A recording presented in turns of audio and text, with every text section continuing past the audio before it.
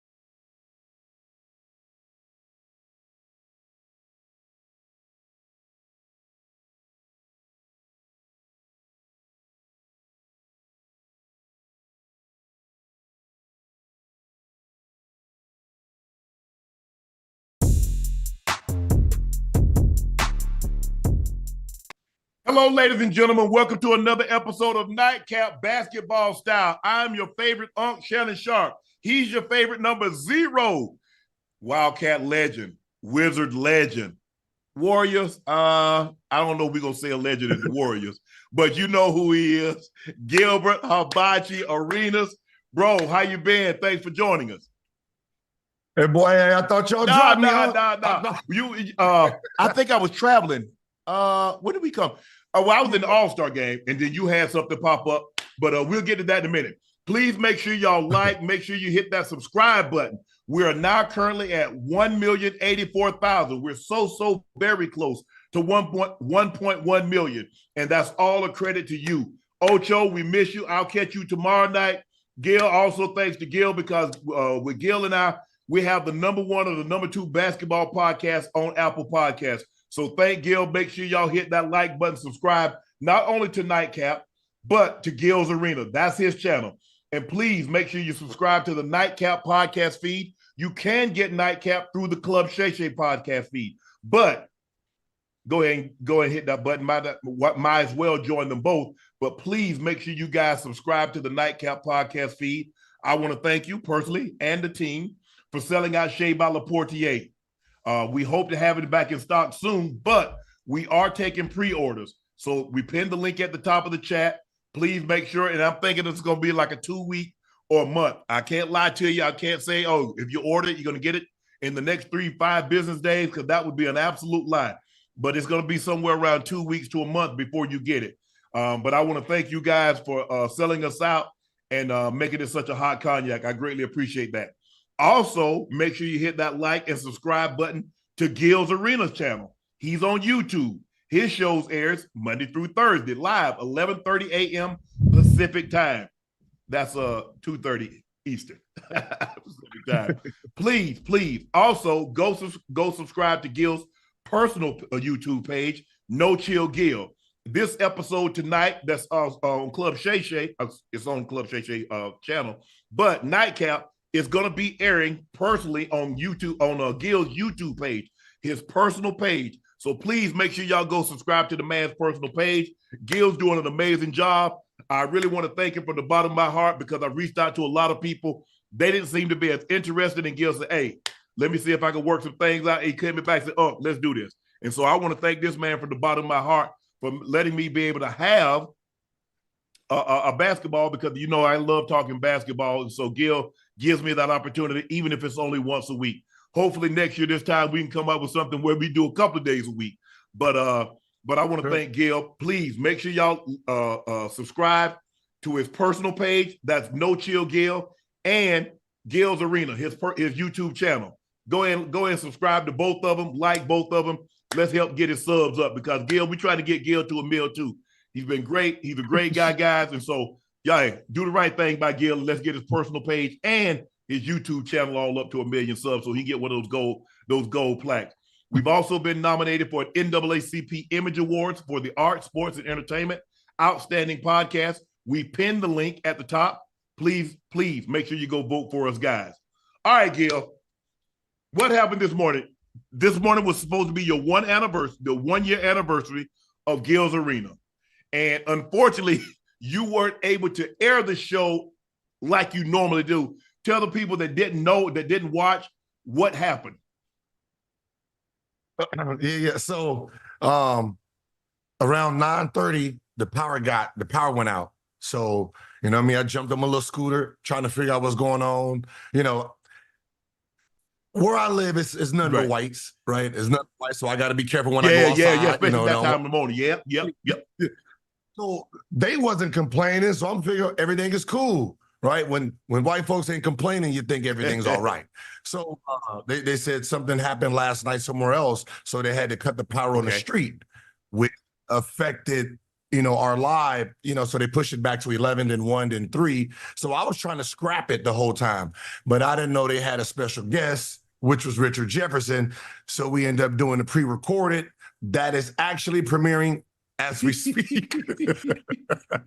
So he lost power this morning. He wasn't able to air the show in its normal time, but he was able to tape it. And now it's airing on his YouTube channel, Gil's Arena. So the 1 year anniversary of Gil, congratulations, bro. You're doing an unbelievable job. He goes 4 times a week, Monday through Thursday, 11:30 a.m. Pacific, 2:30 Eastern. That's what he's doing now. Come on. Help Gil get them numbers up there. Okay, time for our first segment of the day. Gil, since you last, we got graphics, we got everything. This is called Newscap. 3, 2.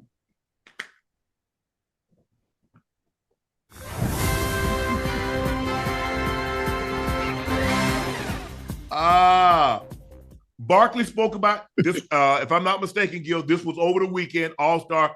Everybody knows we had the All-Star break. All-Star game was played in Indy, where I'm at right currently. Charles Barkley spoke about KD saying, no disrespect to Kevin. Kevin's a follower. He's not a leader. He's not a leader. He's proven that on all his stops. KD responded. Let's take a listen to what he said. Why do you think people in the media think you're not a good leader or that you're not a leader? I'm not as charismatic as my peers. I don't have a personality that's like fit for TV like my peers. And a lot of those stories of what we talk about don't get spoken about in the media. And that's just really what it is. It's like you got to sell what you're doing as well. And I haven't sold it enough, you know, and I feel like I don't feel like I need to. I don't feel like I want people to call me a leader, but I also don't want people to say I'm not one either.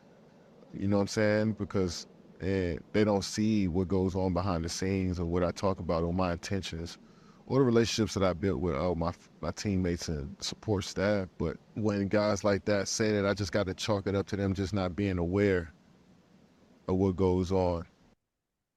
Okay, Gil, I know you've been a very, very ardent supporter of Kevin Durant and his moves, going from OKC to Golden State to Brooklyn, then requesting a trade from Brooklyn, ended up with the Phoenix Suns. So what were your thoughts on what Charles Barkley said and then Kevin Durant's retort to what Barkley said? I was confused, you know, with Barkley's comments because, you know, Barkley calling someone a follower with his background. And it kind of, it's like sometimes the older generation forgets who they were when they played. So they're calling players something that they were themselves, right? Charles Barkley's resume didn't scream out leadership either, right? You know, you had Moses Malone over there when you went to the Sixers, you know, Western, the East. He was the Sixers, Dr. J and Mo. Yeah, so you wasn't leading that team, right? You wasn't leading the team. When you did lead the team, y'all lost the first round, didn't show up for 2 years. Then you wanted out of there, right? You went to the Phoenix Suns, who won 50-something games every year before you got there, right? So they already had leadership. Your first year there, you go to the finals, you win your MVP because of their record, because they were a good team. After that, What did you do when you was there? You went to the finals, then what? First round, second round, first round. Then you hopped your ass over to Houston, following Drexler, trying for the second time, because that's where he wanted to go when he wanted to leave Philly. He wanted to go to Portland, who went to the finals that year, right? So you didn't scream leadership either for you to be calling someone this. You followed. You were a follower. You never stood your ground to lead something. So to call somebody a non-leader when you're not in the locker room, see, I can say that from your resume, and you might look at me and say, that's unfair. Yeah, the same thing everybody else has said. When we're in that locker room, you don't know who's leading what. All we see is from the court, right? On your football field, right? They can say what Elway led, but there's probably vocal leaders inside the locker room, and that's how a team is made. Right? We don't know who's leading, just because your name is on a. You got the bigger name doesn't necessarily make you a leader. Yeah, yes. So, sometimes I get disappointed in, some of the star players when they call people prima donnas and stuff like that. It's like, you were too. You were too, right? You were too. So I get a little frustrated when, some of the older guys do that. But here's look, let's take what Barkley said aside. So will help me understand this. So what am I supposed to do when Kevin Durant went to Golden State and said, I'm not a leader. Let Clay, Steph, and Draymond lead. I'm here to hoop. He just said in that very soundbite, I'm not a leader, but I don't want people to say that I'm not a leader. Okay, so it's like Jokic, right? When I remember they asked him a question, what did you tell the team, when y'all got back in the locker room? He said nothing. Right? They asked him again, what'd you say? I didn't say anything to him, right?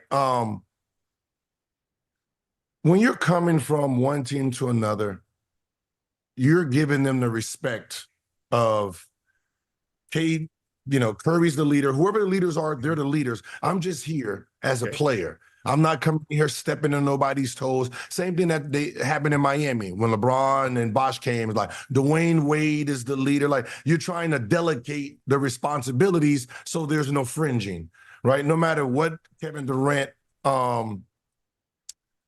what he was doing on the floor, you can see that he was demanding things. That's why him and Draymond was beefing, because he is standing tall, doing what he does. But he is a quiet dude. He is a quiet dude, but I don't want to be the leader, but I don't want you to say I'm not a leader because you don't know what I'm doing. You don't know that I show up early, I leave late, right? I prep talk, I do this, I train players, I work out with players, I wake, we don't know everything he does. So he's like, well, I am a leader, but I might not be a leader, right? It's the confliction of, just the player's personality. I look at itself. it like, if Gilbert Arenas says, man, you know what? I'm a liar. I mean, I lie, but don't call me a liar. So what am I supposed to do with that? So, I mean, if Gilbert Arenas tell me out of his own mouth, he's a liar. But then when I say, well, Gil lies, man, I just don't, I lie, Shannon. Yeah, of course, Unc, I lie. But I don't want you to say that I lie. And I think that's the confusing part, what people are saying, are having with Kevin Durant, because we've heard him say on numerous occasions that I'm not a leader. And then when people say, well, Kevin Durant's not a leader, he's a follower, he's like, yeah, I'm not a leader, but I don't want people to say that I'm not a leader. I don't believe leadership has this. Larry Bird wasn't charismatic. Larry Bird was basically the total opposite of Magic Johnson. Larry Bird, I mean, first of all, he had a little thin lip, so you couldn't tell if he was smiling or not. But Magic, you saw all 32 of Magic teeth. And Magic was so charming. He was so charismatic. And to this day, he's still the same way. He makes everybody feel that he's known him his entire life, or he's known you your entire life. That's just the way he is. But I don't believe. Does it help? Yes. And because I think the thing is, had Shaq not had the personality, man, people would have been scared of Shaq. Can you imagine somebody that damn big and he got a frown on his face or he's scowling?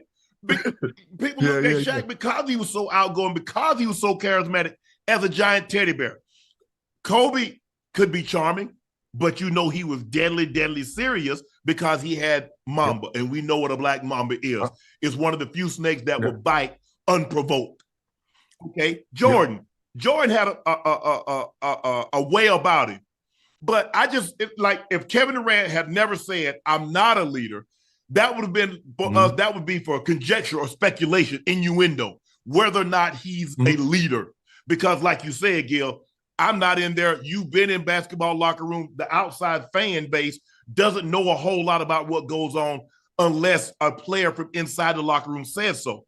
But once you reveal that you're not a leader, and the problem that you have is when people say that you're not a leader, after you said that, I don't really see what the qualm's about. I can't say, hey, bro, you know they call you boy Shay. Don't call me Shay now. But damn, you just said that's what they call you. And I think that's what's so confusing. But I don't want Kevin Durant to two things can be true. You can be a tremendous teammate. You can be a great teammate and still not be a leader. So I don't want you to think just because you're a great teammate, that automatically classifies you as being a leader. Because I believe two things can be true, Gil. You can be a leader and be a terrible ass teammate, and you could also be be a great teammate and still not be a leader.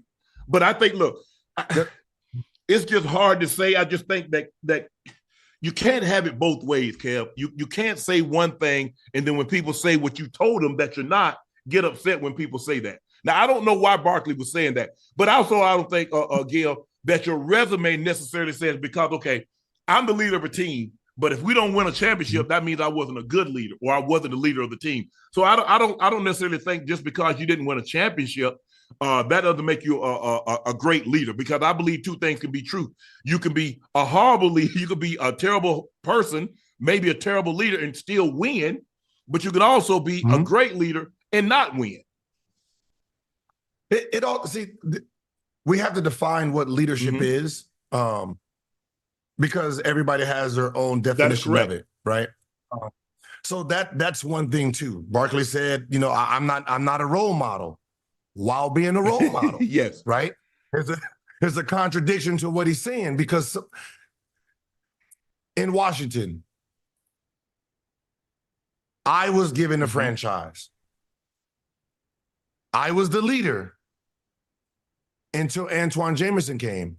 And then I said, I'm not a leader because my age, he's the vet. That was my vet. He is the leader of this team. I'm the face of this team, right? No one was going to outwork me. No one was going to outstudy me. No one was going to do any. If I said something, that's how it went. But I'm not the leader.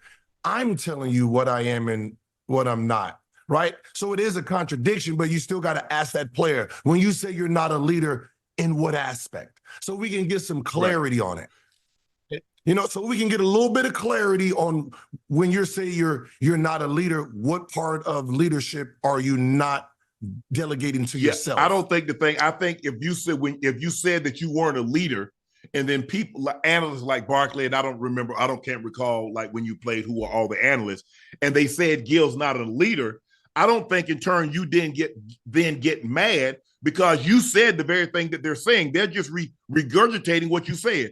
Gil said he's not a leader, so I got to take him at his word that he's not the leader. That Antoine, you said Antoine was the leader because he was the veteran on the team, and you said what Jameson is the leader, and so maybe like he was the leader, but you were the senior official. It's like having an adjunct professor. You know what I'm saying? Okay, there are other professors that might do, but you have your word carries a little bit more weight because you had been there long. You even though he was the older player, you were the tenured player at Washington. Yeah, I think too, when he came into Golden State, because I think those are the only words we're holding. We're holding his Golden State words, right? Where he's coming into someone's city. And he's saying, hey, don't look at me. I'm just here to play the game. That's when he gave away leadership. In OKC, he was the leader, right? So Brooklyn, right? So I think it was just that moment in time where he's like, this ain't my team. Because, you know, when he came there, everybody questioned, whose team is this? And I think he just, as a player, we all do it. This is team. You know, when Mike Vick went to Eagles, right, and we know who Mike Vick is, He's delegating his response like, hey, I'm just here trying to fit in, y'all. Just I'm not trying to step on nobody's toes. I did in Orlando. Hey, this is Jameer Nelson's team. This is his team. I'm here to help him out, right? Even though I have the bigger name, because I don't want him to feel some type of way like, yo, dude's coming in here thinking he about to take my spot. Like, no. I'm coming off the bench. I'm gonna be the bench player, and I'm gonna work the second unit. So you cool. So we don't need to have these conversations and have these team talks. So I think that's what he did at Golden State. So it's one of those things. It's one of those conversations you got to have with him. One of them, you just got to ask the right question of, do you consider yourself a leader today? When did you consider yourself a leader? When did you delegate it? So he can give us the answers instead of us just poking. Speculating, And I think that's what Charles is going. I think the thing is like Charles is looking at like Brooklyn, like things that deteriorated. But like you said, I can't make a grown man. The man don't want to take the jab. Kyrie didn't want to take the shot. What the hell y'all want me to do? Y'all want me and Harden and the team to hold him down and let the doc come give him a shot? The man said he's not taking it. We talked to him. He said, James and I think he said that they had a conversation. Kyrie's mind was made up. I'm not taking that shot. So I don't really know. There's only so much I can lead. This ain't the military. I can't give him a code red. I don't have Loud and Downing over there to give him a code red. Give Willie Santiago a code red. They can't do that. And so for me, I get what Kevin Durant said. I don't really know what else y'all want me to do. So in that situation, I totally get you can only lead, but the people that you're leading got to want to be led. And then Kyrie in that situation had made his mind up. He had done his research. And from what he had deduced, the shot wasn't for me. Ever since the Golden State, we have questioned his resume. And it's unfair because we've never done it in the past. No other player's resume's been challenged when they move somewhere, when they asked to be traded. None of their resumes been challenged besides the last 15, 20 years. So it's easy for people to throw jabs at their career. So some of these players right now are just walking on eggshells and they don't know what to do. So it's easy for them to just be like, I just want to play basketball. I just want to hoop. It's easier to say that. I just want to hoop. I don't want to go back and forth and all the hoopla. I agree. And I have a problem with that because I think the thing is that sometimes the older players forget that they ask for trades also. And they don't think like I understand that social media, there was no social media then, but some of us are old enough to remember of you requesting a trade. Some of us remember things that you did that you criticize the very players today for doing. And so that's where, that's why I've never had a problem given the younger generation. Is the game different? Yes. Rules change in football has made the game. The guys are skilled. The guys are bigger, stronger, faster, but the rules have been put in place to allow the offensive players to produce better numbers. And the defensive players can produce better numbers because there are more opportunities to sack the quarterback and to intercept the pass. And that's not to say that, these guys ain't any good. They are.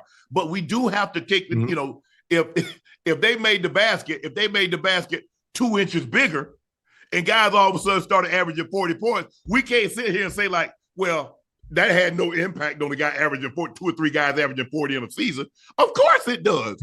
And so to act like that certain rules and parameters hadn't been put in place to make the game, I'm not saying that it's easier, but it probably is easier because I believe the guys in the NBA are more skilled. When you get guys that are more skilled and you put them in more space, what the hell do you think is going to happen? Yeah. Is it, okay, just like in football, right? Is it, which one is coming first? Because I don't think we think about it, right? Even from when football started, the harder you hit, the bigger you get, the rules got to change. Like, these guys are getting too big, too strong. We gotta change this up a little bit, right? So it's the players that's changing up the rules, right? So it's not like, football, these guys are softer. No. Today we can't have these guys hitting this quarterback because quarterback, everybody's not built like Cam. No. Right? So these guys are bigger, stronger, faster. We have to protect the quarterback a little bit more now because there's too much power coming at him. So now we gotta put rules in. So the rules is really coming because of the talent is getting better. So it looks like it's softening up, but there has to be rules for it. If not, you're going to have some. You got Matt Trucks coming. There were too many concussions, Gil, and the league was getting sued. And they saw guys leaving the game, and we saw what was happening. Guys were taking their lives at a very young age. And so the NFL stepped in and says, we got to have some rule changes. Well, you can't attack the quarterback. They're trying to take the kickoff out of the game, but they don't know how to because it's still an exciting part of the game. It's too impactful for you not to have it in the game. But if they can find a way to remove it, because you think about it, now they don't let the guys get a running start. The guys can't leave until the ball is kicked. Also, you can't put the 2-man or the 3-man wedge together. So they've done a lot of things to try to make the game safer. But also, Gil, is that because guys don't hit during the course of the week, you ask a guy to drive 20 miles an hour, 40 miles an hour during the course of the week, and then come Sunday go 100 miles an hour. Something's going to happen. When you go to NASCAR, when they go warm-ups, they're going 180. They don't go 25, 40, 50 miles an hour around the track, and then all of a sudden come Sunday when they get on the track, go Daytona, or they go to Lowe's Motor Speedway or something, and all of a sudden say, we're going to air it out. No, you got to put the car to the test. Well, you got to put your body to the test during the course of the week. But I understand what Katie is saying. I understand what Charles was saying, but I think Katie could have dodged a lot of this blowback, Gil, had he not said anything about leadership and just leave everybody to speculate, because like once you say what you say, you kind of take the speculation out of it. Check this out, Gil. I know you want to talk about what I said on First Take about being in a steady relationship, helping your image as face of the NBA. And people are like, man, this N-word mentioned Magic. Magic might have been doing what he was doing, but the fans didn't know. Sponsors didn't know. There might have been other players that have been the face of the league, but nobody knew what they were doing. If it didn't matter, why was the scrutiny so great on Tiger Woods? Because he sold an image. He was this wholesome guy, married with 2 kids. Now, there's the other reason. We'll talk about that a little later time. We might have that do that on another show because we know what. All of a sudden, that combination didn't help him because they didn't see no combination. They saw a black man did that to a white woman, and all holy hell when there had been black men cheating on their black wives for the longest, and they never said a word, and it never caused this kind of outcry. So, but I'm just saying what I was trying to say, like the image, because you're like, you didn't know that until if Magic had never been diagnosed with AIDS, nobody would have knew Magic history. You wouldn't have. No. So stop just like, oh, we knew. No, you didn't. Just like, oh, you if this story hadn't have broke, you would have never knew about Tiger Woods, what he was doing. And some of the other guys that's been facing the NBA. So stop telling that lie like you knew, because you're not day-to-day and you didn't see what they were doing. So I'm saying, Gil, that as a situation like the face of the league, they want you buttoned up. They want you to accept responsibility. And they see normally a married guy, what? He has responsibility. He has a wife. A lot of times he has kids. So he's more willing and accepting of responsibility. I remember, Gil, when they said the league was getting too young because they was bringing guys straight out of high school. And so they didn't have the responsibility of a guy that's already been in the league and some of these guys that are married. So that's what I was trying to say. I wasn't trying to, say, I'm just saying as a league, as a face, we look at some of the guys, all of them was in steady relationships. So you could say, well, Magic did this. Yeah, but you didn't know he did that. You didn't know the sponsors, the brands didn't know he was doing that. And some of the other guys. So that's all I was saying. I mean, they took it for whatever, say Shannon said you had to be. That's not what I'm saying. I'm saying, but there's a lot of things. I think now to be the face of the league, you're going to have to be like LeBron James. You're going to have to be willing to take a stand on political issues, on social issues. Are you willing to do that? Because before, they never talked about it, Gil. Nobody took a stand back in the 90s. Nobody took a stand in the 2000s. Religion, politics, you didn't talk about that. Now, when LeBron James did, I think it was Tamir Rice, the guy that George in Florida. When he took that stand, and he's been taking stands ever since, I think that's the standard in which guys are going to have to do if you're going to be the face of the NBA, because we see they're at the forefront when it comes to these social issues more so than any other sports league. So that's what I was trying to explain to you.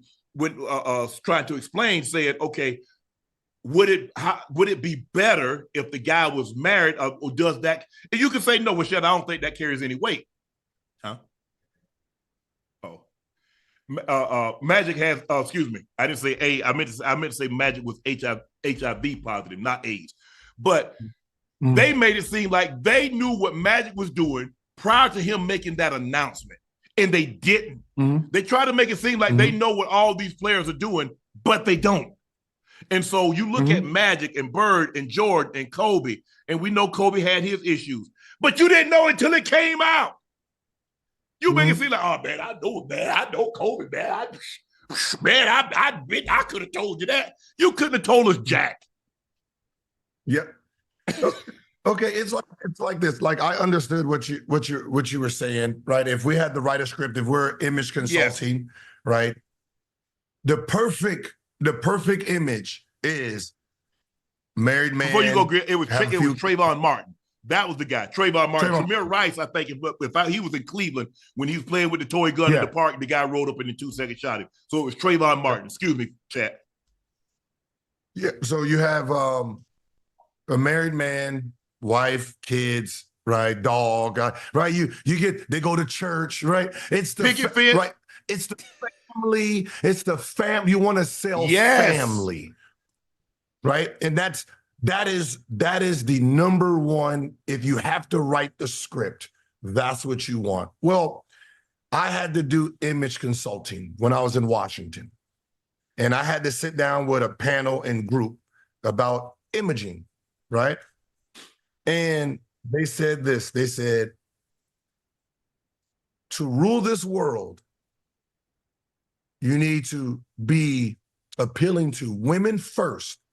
Everything you do is for women first. How you dress, how you talk, for women first, gays second, males third, right? So if you're an athlete, the males gravitate to what you're doing. But everything else, your appearance is for women. Gays are going to follow women, right? Now, when you think that, and then they said, all right, look, Michael Jackson, their name Prince, and all these people, you start thinking, what is the biggest group in America? Single women, right? So in reality, the script we will write would be for a married man. Well, who is them single women gonna root for? See, when you put a single man that's vulnerable and clean cut, he becomes a darling to America. But it's only a few people that can do that, right? You have to really be a humble dude that can be single, that can be put Magic as AC Green, right? Exactly, right? You want the ladies to want this man. They're not going to want a married man, right? They're going to want the single man that can flood in there. We love you. So that is actually a face too, right? If Tatum wanted to be a face and he was a single dude, right, and he wasn't married, he will still be the face and be a rock star. But the problem with a single dude is they do single things. A family man, is home for the most time, so he's safer. What do leagues try to sell? Family. You can bring your kids. You can expire, bro. You out here with Jane, Sue, Sally. No, hey, Nate, Timmy.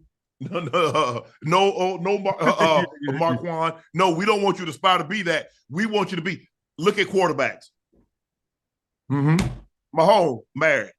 Brady got married. Peyton Manning got married. Elway, Marino, Jim Kelly, Young, Montana. The list goes on and on and on and on and on. Now, Broadway Joe was a different story, but that was way back then. Was Eli Manning married? Yes, Eli married. But for the most part, and I think that's where, when you're thinking about a publicist, most of these guys, you don't know they're married, right? You don't know they're married because we don't see their wives like that. Right. I think just the ideal of a married man, he's safer. He's a perception is everything, Gil. A person's perception is their reality. Now, that might not be the truth. This man might be married and doing everything under the sun. But the perception is they see that band, they see that wife at the game, they see them kids. Oh. Yep, you get the all. That's what, and so you can say I was crazy, but I don't think I was crazy as people tried to make me out. Because when you look at it, look at who became the face of the league. Yeah. No, I understand you because I went through those conversations, so I know what's safe. Like Allen Iverson, right? He was a heartthrob. He had all the ladies, right? But who he was, how he acted, that's not safe for the NBA. That's something that they can't push. You know, for the most part, Dwayne Wade, Shaquille O'Neal, it also your personality too. And I tell people, I say, listen, clean cut. Whoa, that's hard. Hey, that white suit, them white gloves is hard to keep clean, right? You might want to just make it a little beige, just a little beige. It's even harder now again with social media. Yeah, just a little beige, so you have a little wiggle room, you know, and especially in today's world, you coming in with that all white. Everybody loves all white. They get dirty, a little dust can mess you up a little bit. That's the thing. With white, when I grew up, Gil, you could only wear white after. You couldn't wear white before Easter. You wore it after Easter, and then once Labor Day hit, there was no more white. Then they started coming out with winter whites and fall white. I'm like, hold on, wait a minute. No, you wore white Easter the first time you had somebody in where I grew up. The first time you saw white was Easter Sunday.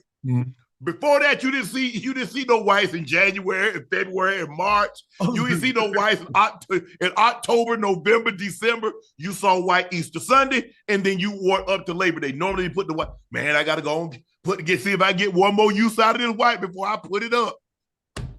So was it white shoes, white clothes? Yeah. When you was a kid, I mean, me and my brother, me and my mom sent us for one Easter, and I told a story at my Hall of Fame speech. We had white slacks. And I think the jackets were burgundy. I think we had white shoes too. We might have had white shoes. We were clean.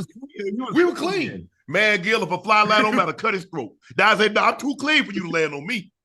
But that's the way it was. But like I said, a person's perception is their reality. Now, perception is not always the truth, but that's just something to say about that man, especially if you don't see him. And most athletes, you don't see them. So it's not like the guy that he works in the office and you might know what he's doing. These guys, you might not ever see him. And so you're like, oh, he's married. He's been married 5 years. He's been married 10 years. He married his high school sweetheart. He married his college sweetheart. That's heartwarming. The league sells that. They sold Peyton. They sold Brady. They sell Mahomes. It's hard to sell it. It's hard because you're trying to families.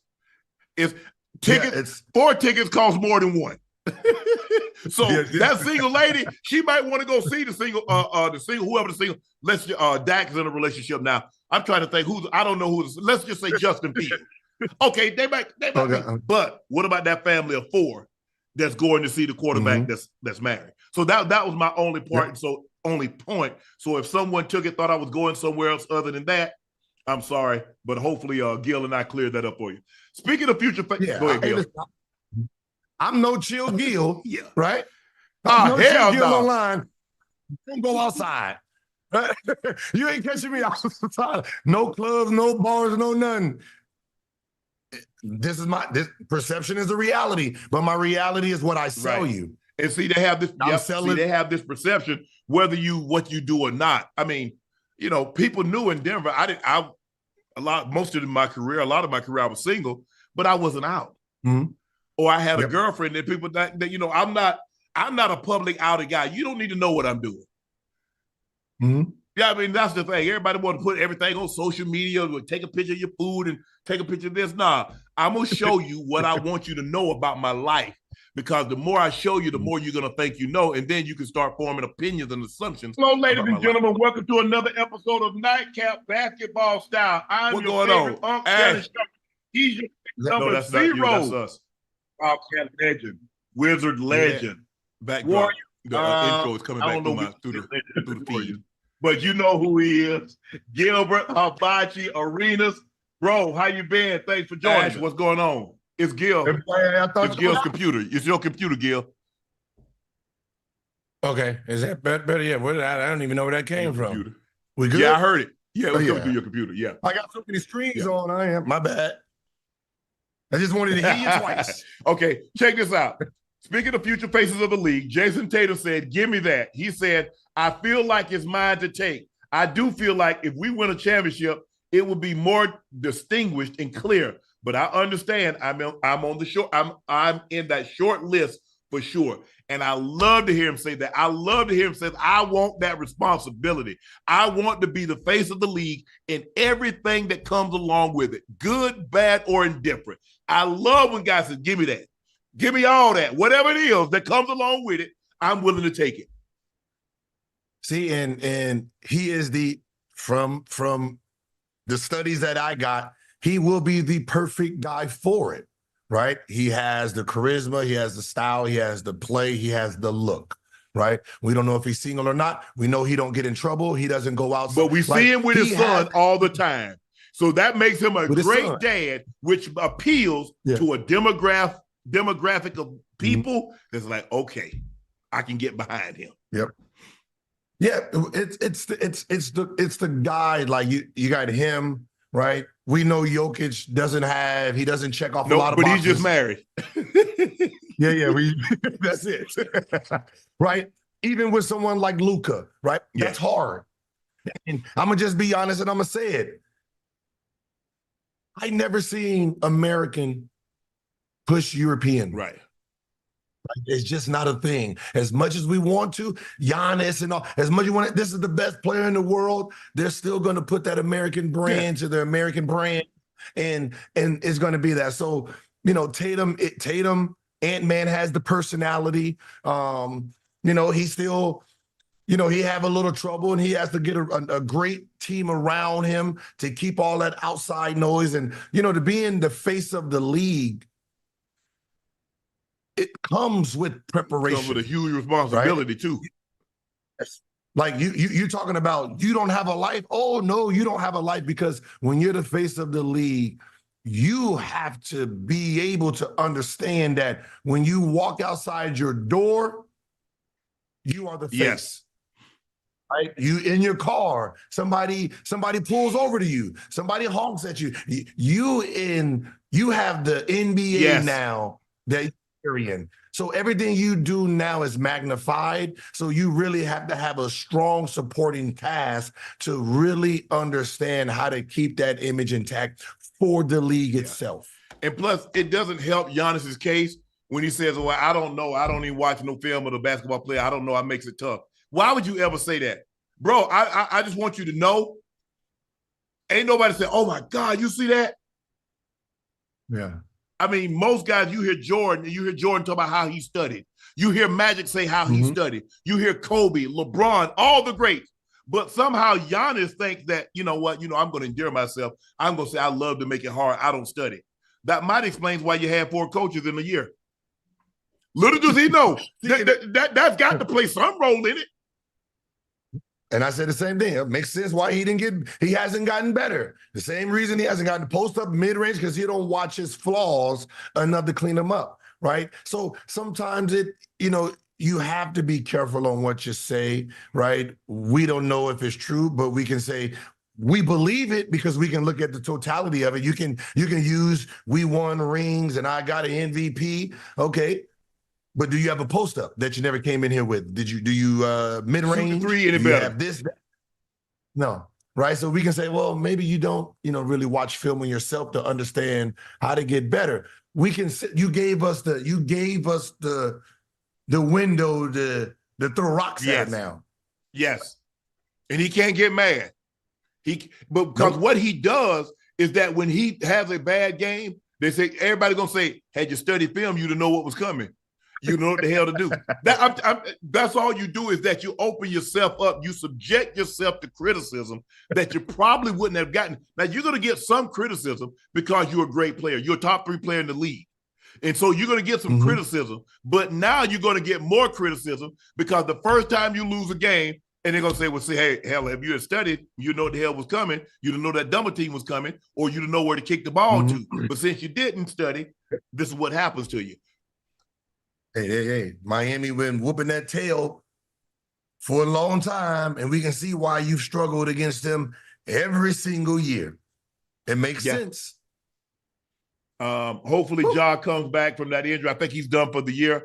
But I think this is a great opportunity for Ja to have some time to himself, to take to himself, to like, hey, you know what? They keep talking about they need a face for the NBA. Hell, why can't it be me? Let me clean it. Because we love an underdog story. We love a guy that was here, that went down to the bottom and sprung back up to the top. Yeah, we see. Listen, both times he came back, we shut the hell up, right? Both times he came back, we was mesmerized by his game. What he did, it took a back seat because what he does on that floor is just dynamic basketball. Like those games he came back, it was so impactful. The game winner, this and that. We're not hearing the outside noise anymore. That's the type of game he has. And the problem with Ja is everybody around him. They're nice kids. I met them this summer. Like when you hear like, oh, these are nice, these are very good kids. They just haven't been programmed to understand what they have, right? They don't know. Hey, they don't know these Jordans they got on is actually worth 20 grand. Take them off, right? They don't know that. They just, hey, I just got me some new Jordans. I'm going to go out there and wear them, right? They got a Ja Morant. They don't know that's a Ja Morant. They don't know what this Ja Morant is. So they have to really sit there and say, okay, wait, hold on. I need to smarten up so I know how to teach him and teach him how to move. So, that's something I told them, this summer. Y'all have to be better. Y'all have to understand LeBron is LeBron, but there's a Maverick, there's a Rich Paul, you know what I mean? Randy and his wife. They had to do their part too for the king to step into that role. He's going to play the game. They have to do their role too. That's what you need. That's what all stars need. We don't have friends. When you a star, you don't have friends. You have employees. You have employees and business partners to your image. LeBron, Ja is that any woman that I've dealt with in the last umpteenth years, the number one thing I tell them, your number one rule is not to love me. Is to protect the brand. Protect the brand. Because you can't love me enough if you're willing to damage the brand. Because it means nothing. Your love, if you protect the brand, you're telling me that you love me. And that's what Ja homeboys need to understand. Protect the brand. Because without the brand, all this goes away. The bottle service, the private jets, the whole VIP area, going wherever you want to go, anytime you want to go, the chefs and all that, if you don't protect the brand. That's the you need to make sure. You need to do something with that. Who don't love me? Protect the. I can't wait. I can't wait to tell them girls that. Hey, you don't need to love me. Just protect my brand. Because if you protect the brand, you love me. Because I've seen people say, "Oh, I love you," and do some things, and get people involved, and now people never look at him the same. Yeah. So that's how you show me. That's how you show me you love me. Protect the brand. Yes. I love that. I'm not even going. I love that's a good one. The NBA All-Star Game viewership was up this year, but it's steadily declining since 2003. Gil, what do the ratings say about the interest in the All-Star Game? Listen, I think we're confused on what the numbers are because if you thought about the numbers the first day, everybody wrote it, everybody wrote 5.5, 4.6. We've seen the numbers, right? People don't understand the reason that it's since 2002, 2003, that's when it turned to TNT. Before TNT, it was CBS, right? It had NBC once, and then it was CBS for a while. And if you look at CBS numbers, you're going to be like, Jesus Christ, 2003 was the downfall. Like, what happened? Because it was 22 million, 18 million, 17 million, right? NBC, TNT. Well, the reason our numbers are blurred You can't say we having these big TV deals and our numbers Right. are down. The problem is this. Back then, we had to watch it. We didn't have TiVo and we didn't Too many have other things going on now. replay, right? We didn't have that, right? We had to watch the game live. If you didn't watch it live, you missed it. So therefore, we had to schedule our day around all-star events. Today, we can do whatever we want. See, them views, that 11 point, that don't have the cell phone in there. That have the house. That don't have the cell phone. That don't have the computer. That don't have none of those new devices that we all have today. Back then, there was no international. See, right? Do we have the numbers from Paris, from Wemby's country, watching Wemby? No, that comes in the next day. So it's global now. Even though last year to America says 4.6, the real numbers overall, the totality that's seeing last year's All-Star Weekend numbers was 1.3 billion people. You're not counting China. So the game is way bigger. It's just diluted because we got better shit to do. True. We got better shit to do in real time. And if people that's look, I think the thing is, Gil, also is that people are interested because they're like, y'all not playing. Say, if you don't care, why should we? So why should we take 2 hours, 2.5 hours out of our day if y'all gonna go out there and just jack up threes and horse ass around? So you telling me you don't care, so you want me to take time out of my day to care about this? The same thing they did with the Pro Bowl. They got tired of fans, got tired of saying, man, y'all playing two-hand touch. This is not football. And I know, look, they shoot a lot of threes in regular season NBA games, and it seems like a dunk, a layup, because guys are so skilled. And guys, you guys are getting beat, and so now the help defender comes, and now the guy kicked, and he's wide open. I get all of that. I get it. But and you playing a game like this, and I read where they had Larry Bird, they had Andre Iguodala, and they had Dr. J to go talk to the player. But I find it ironic. Everybody for the most part would talk old Kobe. Ooh, Mamba mentality. Oh, we love Mamba. And get out there what they do in All-Star games, Gil. Now, all I know is that I saw Kobe for 18, 19 years in All-Star game and play like it was the NBA, like it was a playoff game. But all these players that talk about, oh, Kobe, Mamba, Kobe, Mamba mentality. Y'all get out there and bull job around. You know why Kobe took it serious? Because it was the only time that he was vulnerable to his peers. Yes. See, and I talked to some of the guys back in the 80s and back in the 90s and said, why was, like, I look at something and ask the question, why, right? So I don't have a narrative. I want to know why first, right? So they said, okay, this is why it was more competitive then. Michael Jordan, you have Drexler. Drexler played against Michael only 2 times. Now, if he didn't play him twice before All-Star break, when he got into that game in front of this national television, everybody didn't have national TV games then. For sure. Right? Everybody wasn't on TV. So the guys that wasn't on TV, this is my chance. My opportunity to bust somebody's ass and be seen nationally for the first time. I'm representing our team, so I got to go out there and do my job. Like some of those guys, they didn't even want to be in a dunk contest, but they had to represent the team because the team itself, this is our first chance. So this was more competitive because people I got point to prove now. Well, today's game, I'm on TV 20 times before All-Star Weekend. So I already bust your ass a few times, brother. Yeah, we see it. I gave you 50. I gave you 48, right? So when I see you, it's ha. Well, Cole was different. Cole saying, well, I don't have my team. I don't have my structure. I don't know what you on. So I don't know what you on. I know what I'm going to be on. I'm going to hit you first because I don't know what kind of time you on. Because I did give you 81. I did give you this. I don't know when you coming into this building and you thinking everything is saucy. You're going to try. I guarantee you, y'all heard, there's a sound bite. I'm in layup line. And I said, hey, first opportunity I get, I'm about to yank Kobe. I'm about to give him, get over here. I airballed. I hit on backboard.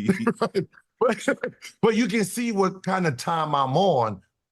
And that's the time he knew. So when he went into that, he was protecting his brand from looking bad because he knew he was vulnerable, because I don't have my team defense. I don't have that help because I know everybody's going to be joning. I don't want to give you no confidence.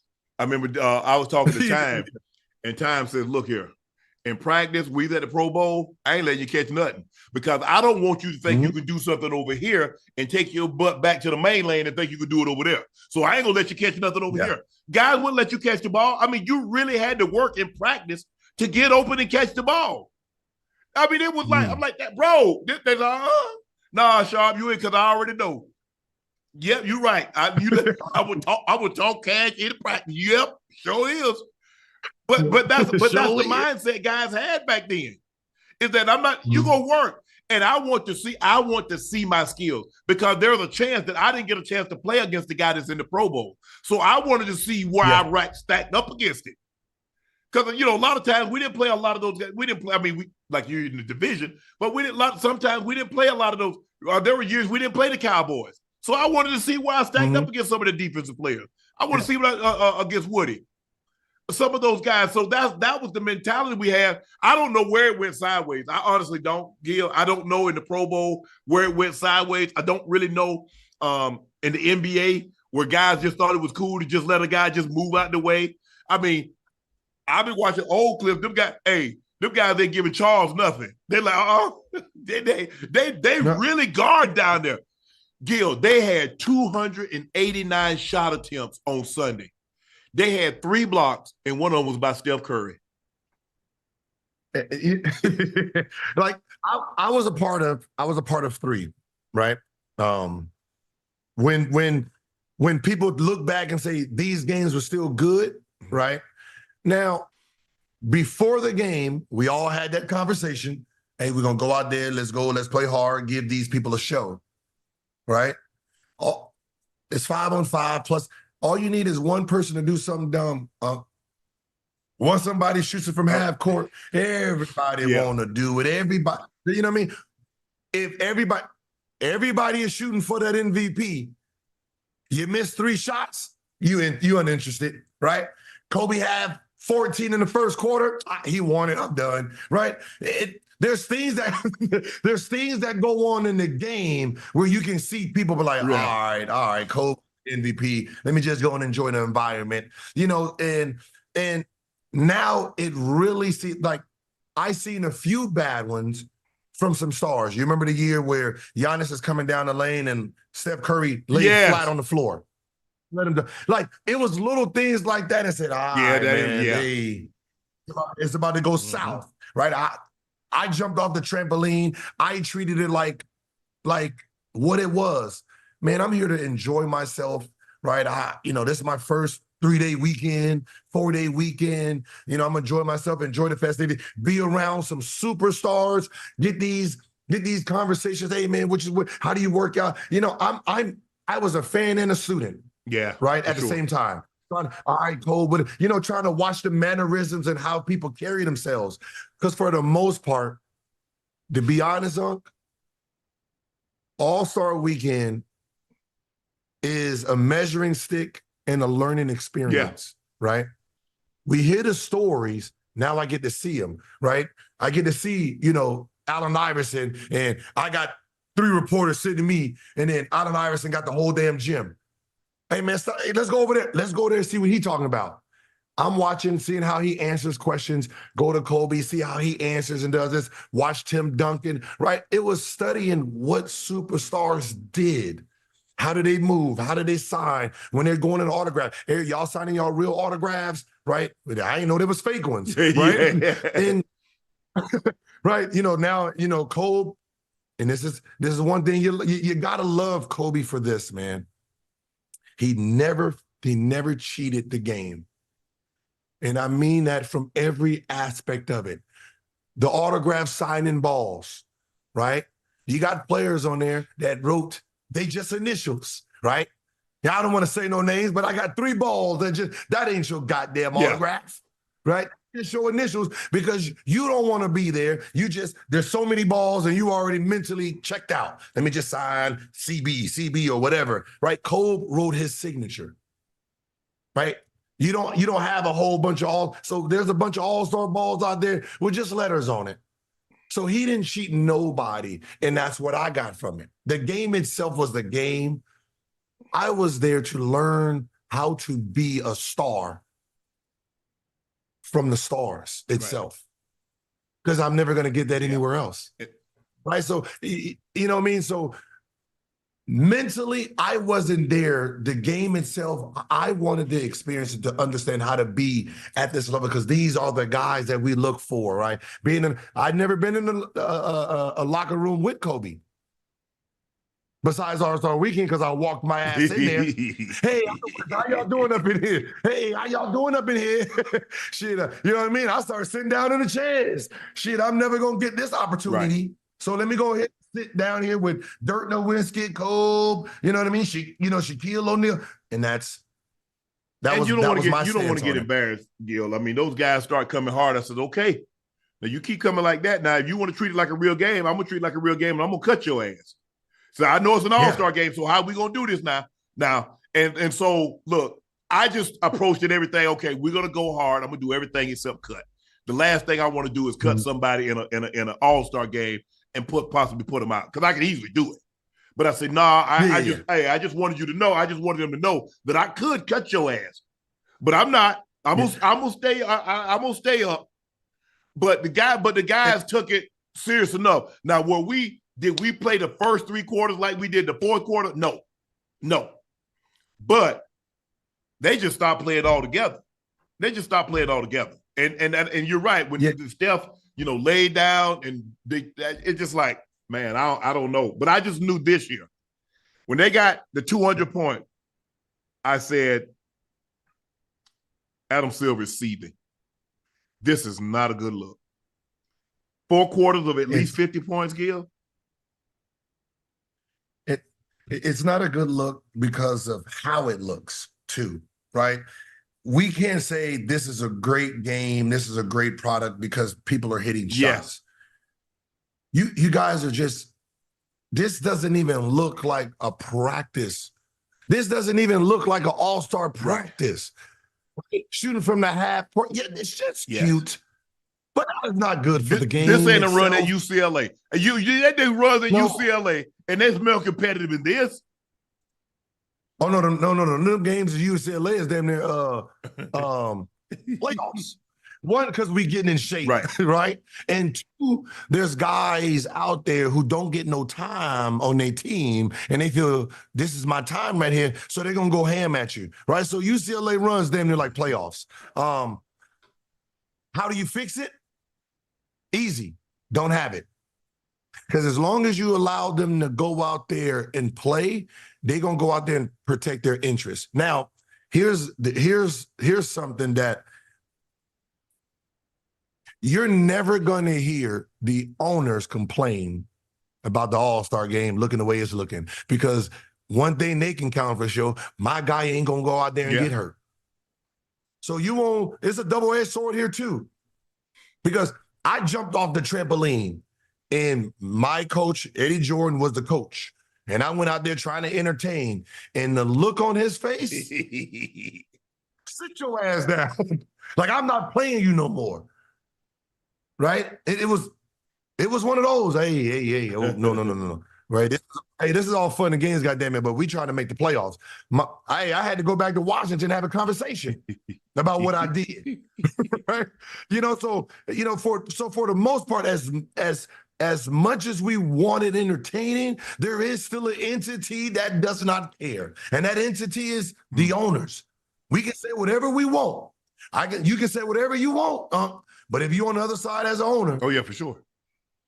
You do not care about no all-star game. You care about me having that guy for 82 games, 65 games, 55. That's all you care about. You don't care about Embiid going out there, throwing a bunch of half quarters up there. What you do care about is him going out there averaging goddamn 35 on my time, on my dollar. So what are your thoughts? I mean, I've heard everything from a 3-on-3 tournament to a one-on-one, you get 3 dribbles max. What can the league do to fix the All-Star game? Forget the dunk contest. Ain't no, because the guys, the name guys, Gil, when you and I was growing up, I mean, the top guys, Dr. J, Michael Jordan, Dominique Wilkins, you know, you had Kenny Skywalker, you had the guys, Larry Nance, they actually participated. Darryl Griffith, they called him Dr. Duncanstein. So, you know what I'm saying? So guys, I mean, with the exception of Mac McClung and Jaylen Brown is the biggest name guy that we've had in the game in a long time. But for the most part, Gil, I mean, I don't know these guys. Yeah. Listen, I said it. I said, what happened was this. When the NBA was introducing the dunk contest, they used their stars to introduce it to the world, right? And I said, what happened was like Stephen A. want to say LeBron messed it up. I want to say Michael Jordan and Dominique messed it up. They messed it up in this aspect. Who they were when they entered that contest, they were mega stars. Jordan was a mega brand when he was entering the dunk contest. So, you know what I mean? 3-time, he averaged 35, he averaged 37, he leading the league in scoring 3. He was already a big entity. So him coming into that with that name. You'd already called him Air Jordan. He'd already gotten the nickname. So once he left and you said, all right, everybody, let's enter, you start looking around like, yeah, they're coming in, they're high flyers, but they don't have the name that's coming into that. When Kobe came in, he was average 7 points a game. He's a rookie, right? When Kobe was Kobe Bean Bryant, he didn't enter the dunk contest. When Vince Sanity became Vince Sanity in 2002, 3, 4, that wasn't 2000 Vince, right? So when we did have the dunkers, they didn't have that Jordan brand behind it. So Jordan gave us Dominique Wilkins. You're talking, they were creatures. They were NBA elites when they entered. We got privileged to that. And that's why that's why we say the same names every year. When we think about the dunk contest, we go all the way back, 90 down, because those were star players in that dunk contest. Now it's 1-2 year players. But the thing is, Gil, what I think is that when they started having these no name and guys started missing 15 dunks before they got one. And people like, God, how many chances he gonna get? I mean, look, you get 2 chances. You don't get it in the hoop the first 2 times. Okay, that your time up. Gil, guys were taking 6. I'm being unrealistic when I say 15, but guys were taking 5, 6 opportunities. You can't hold people interest that long. Yeah. And so because you look at Gordon and Levine, that was amazing. I can make the case those were the best dunk contests ever, better than Jordan and Dominique, because what they were doing with the creativity and the elevation that they were getting. So clearly the dunk contest was alive and well. And guess what? LeBron James was still playing. You see, here's the problem that I have, because LeBron James has always been in an unattainable situation.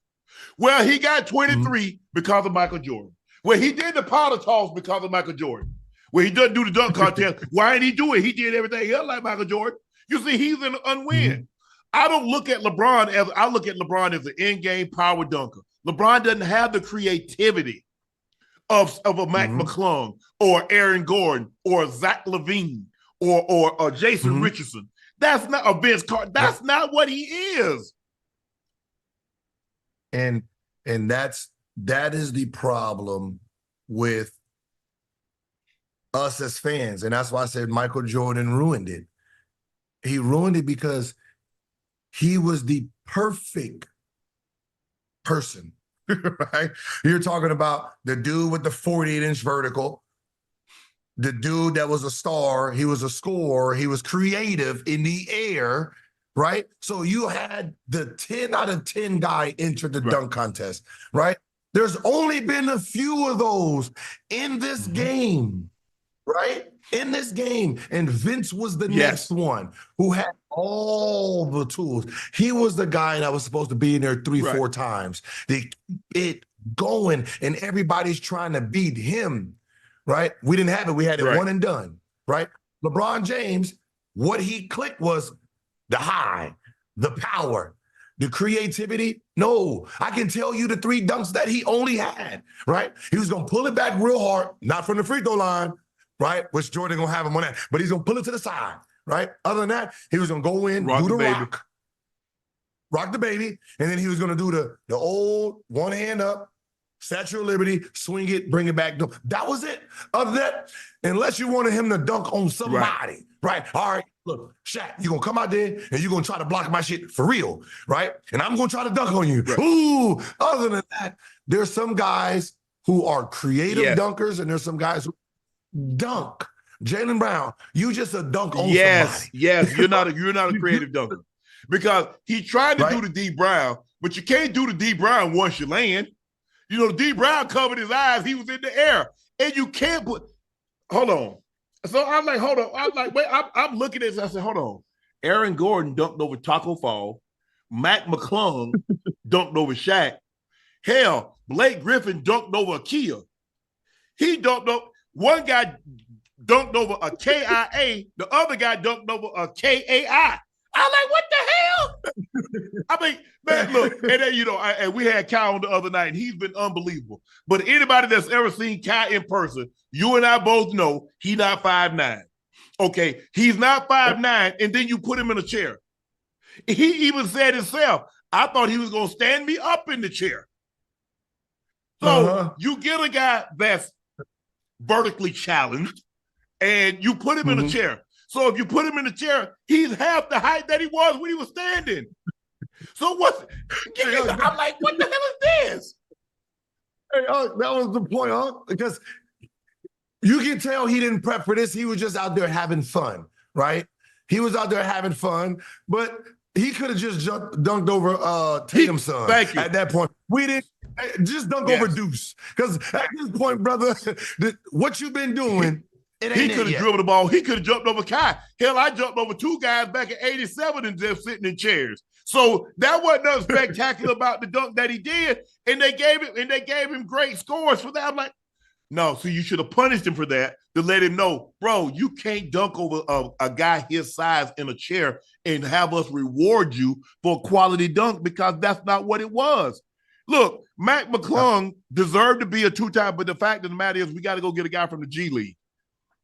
And he earned it. Gil, he earned it again. No. He earned it. I mean, the guy cleared Shaq. You can say what you want to say. He cleared Shaq. My thing is this, man. The dunk contest, today's kids can do things that we can't believe can be done, right? When Jacob Smith came into the dunk contest, right? And he wrapped it around the back of his body and dunked it. Everybody's like, what the hell was that? These young kids got that. Now, the question is, why wasn't the Thompson twins in it? Why wasn't Jalen Green in it, right?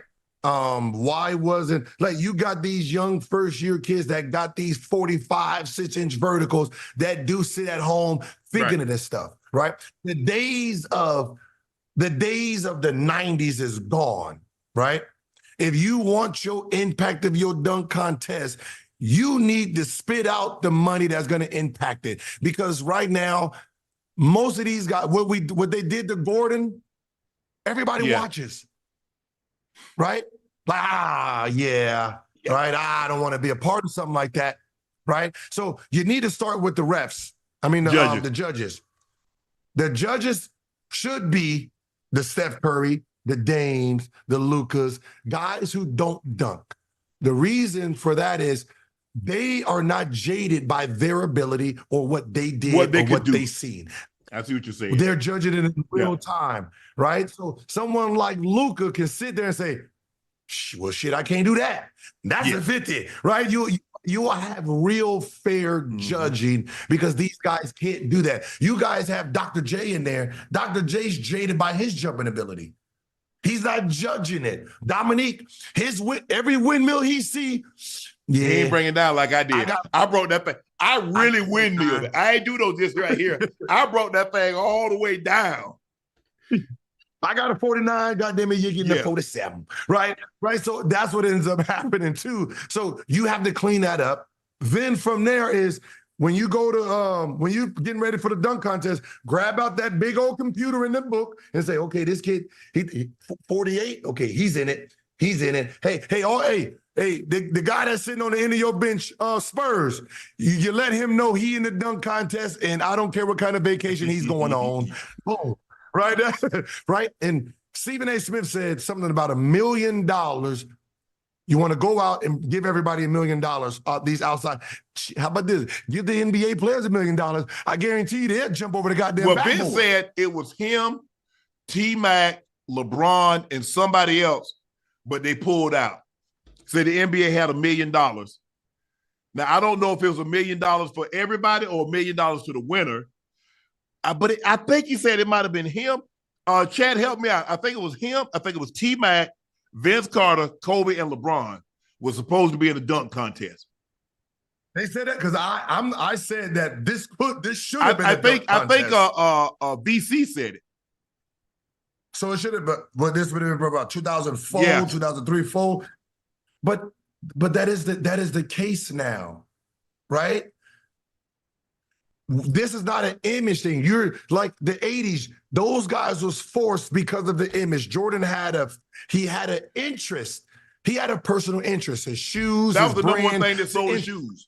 Because once he took out from the line, he could fly. Now look, Dr. J and Connie Hawkins, they were the first guys. David Thompson was the first Skywalker. Then Kenny Walker and later got that name. But David Thompson was the first guy. They called him the Skywalker. But when Michael Jordan took out from that free throw line and he held it out like this, it was over. It was over. Nobody's gonna come. That shoe. So now, so he's entering for something that impacts his life. So here they don't have that. So you're gonna have to entice them with something. Like it was for Jordan, right? You're gonna have to give these guys something. The money done got so great now, Gil. I'm surprised Jaylen Brown did. Jaylen Brown got a contract for $307 million. What the hell they can offer me?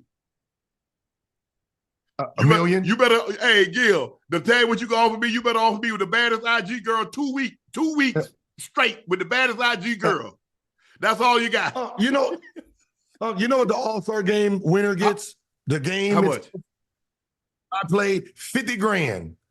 Second play, the losing team, $35,000. Hey, that's great money. You know what we got? The winners for the Pro Bowl, $10,000. You know what the losers got? $5,000. And we going to Hawaii. You take 5 people to Hawaii, put them up in a hotel room that's $250 a night, and feed them for a week, and see how much that costs you. But y'all doing that at the end of the season. This is All-Star weekend when we don't want to be there. You telling me to play hard?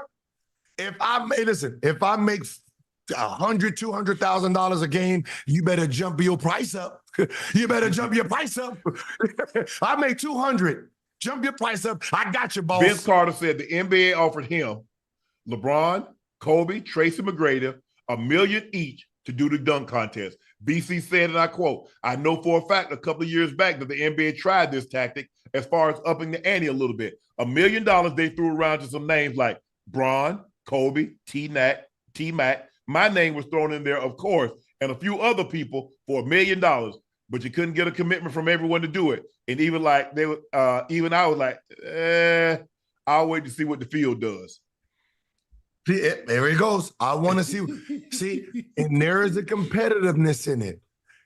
If LeBron says yeah, Vince says yeah. If Kobe says yeah, Vince and Bron says yeah. Then right? you get T-Mac. You want to see what it does, right? See, so when people say it's not competitive, when it comes to your individual, this is the thing that people aren't understanding. When it comes to the individual himself, that means I don't have nobody else with me. Oh, let's party. We want to see who the best dunker in. Let's party. You want to see who the best three-point shooter is? Let's party. See, if I got to rely on 9 other players and a coach to come out here and perform, there becomes an issue, right? But if you say, let's dunk, let me see who's entering. All right, Jay Wrench injured, Kobe, I'm in. Let's put the jumping ability to the test. That's why I said, go one-on-one. One-on-one in the NBA, you can have them pay. Say there's $1 million for the winner, but you got to pay to enter. Watch how many players enter that damn thing. Guess what? I want you have $1 million set. You know, like the World Series of Poker, when they get to the final two, they bring the money and sit it on the table. There you go. That's what y'all playing for. Hey, you gonna have players who ain't even part of it sitting there doing this. Yeah, baby. But shit, you put the money out there, goddamn. Everybody looking too. There's no everybody looking because this is a matter of your pride of yourself. That's what it is. 2-on-2, 3-on-3. Like I will do this. Let's say 3-on-3, right? Everybody who makes the All-Star, the 24 players who make the All-Star, right? 3-on-3. 3-on-3, you got 8 teams of threes, right? 4 on the West, 4 on the East. 4 players on each side. You pick your team to compete. Then we have bracket play, right? Go to 7. The winner wins this. There's no joking around now, because now, if I'm Bron, I'm sitting here like, all right, my first pick. Now I'm thinking about who's gonna go hard. All right, give me Book. Right now, you got players really building their rosters. Now we playing, right? We're playing West against West.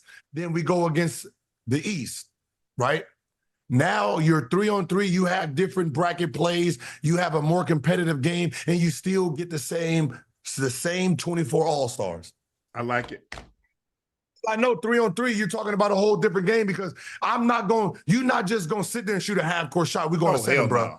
Every possession matters. Now, you think about it now. Let's say LeBron, he got Katt with him, and Katt shot 2 threes, and then he's sitting there doing one of these again. Like, nah, man. Nah, bro. You got Ant-Man guarding you. Get your ass in the post.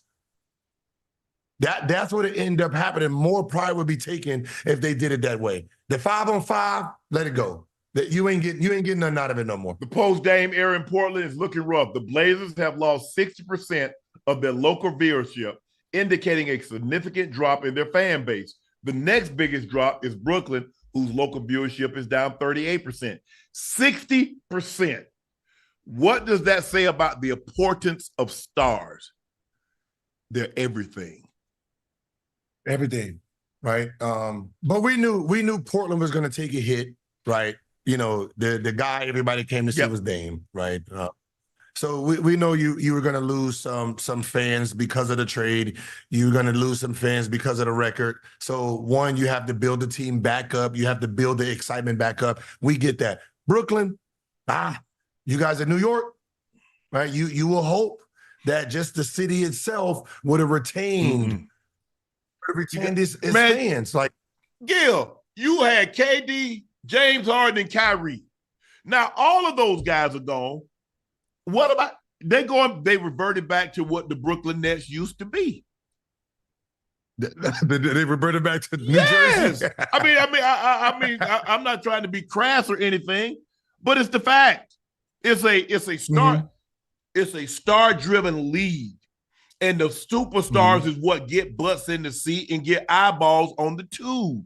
And Brooklyn doesn't have one. The Portland Trailblazers doesn't have one. The Portland Trailblazers had Bill Walton.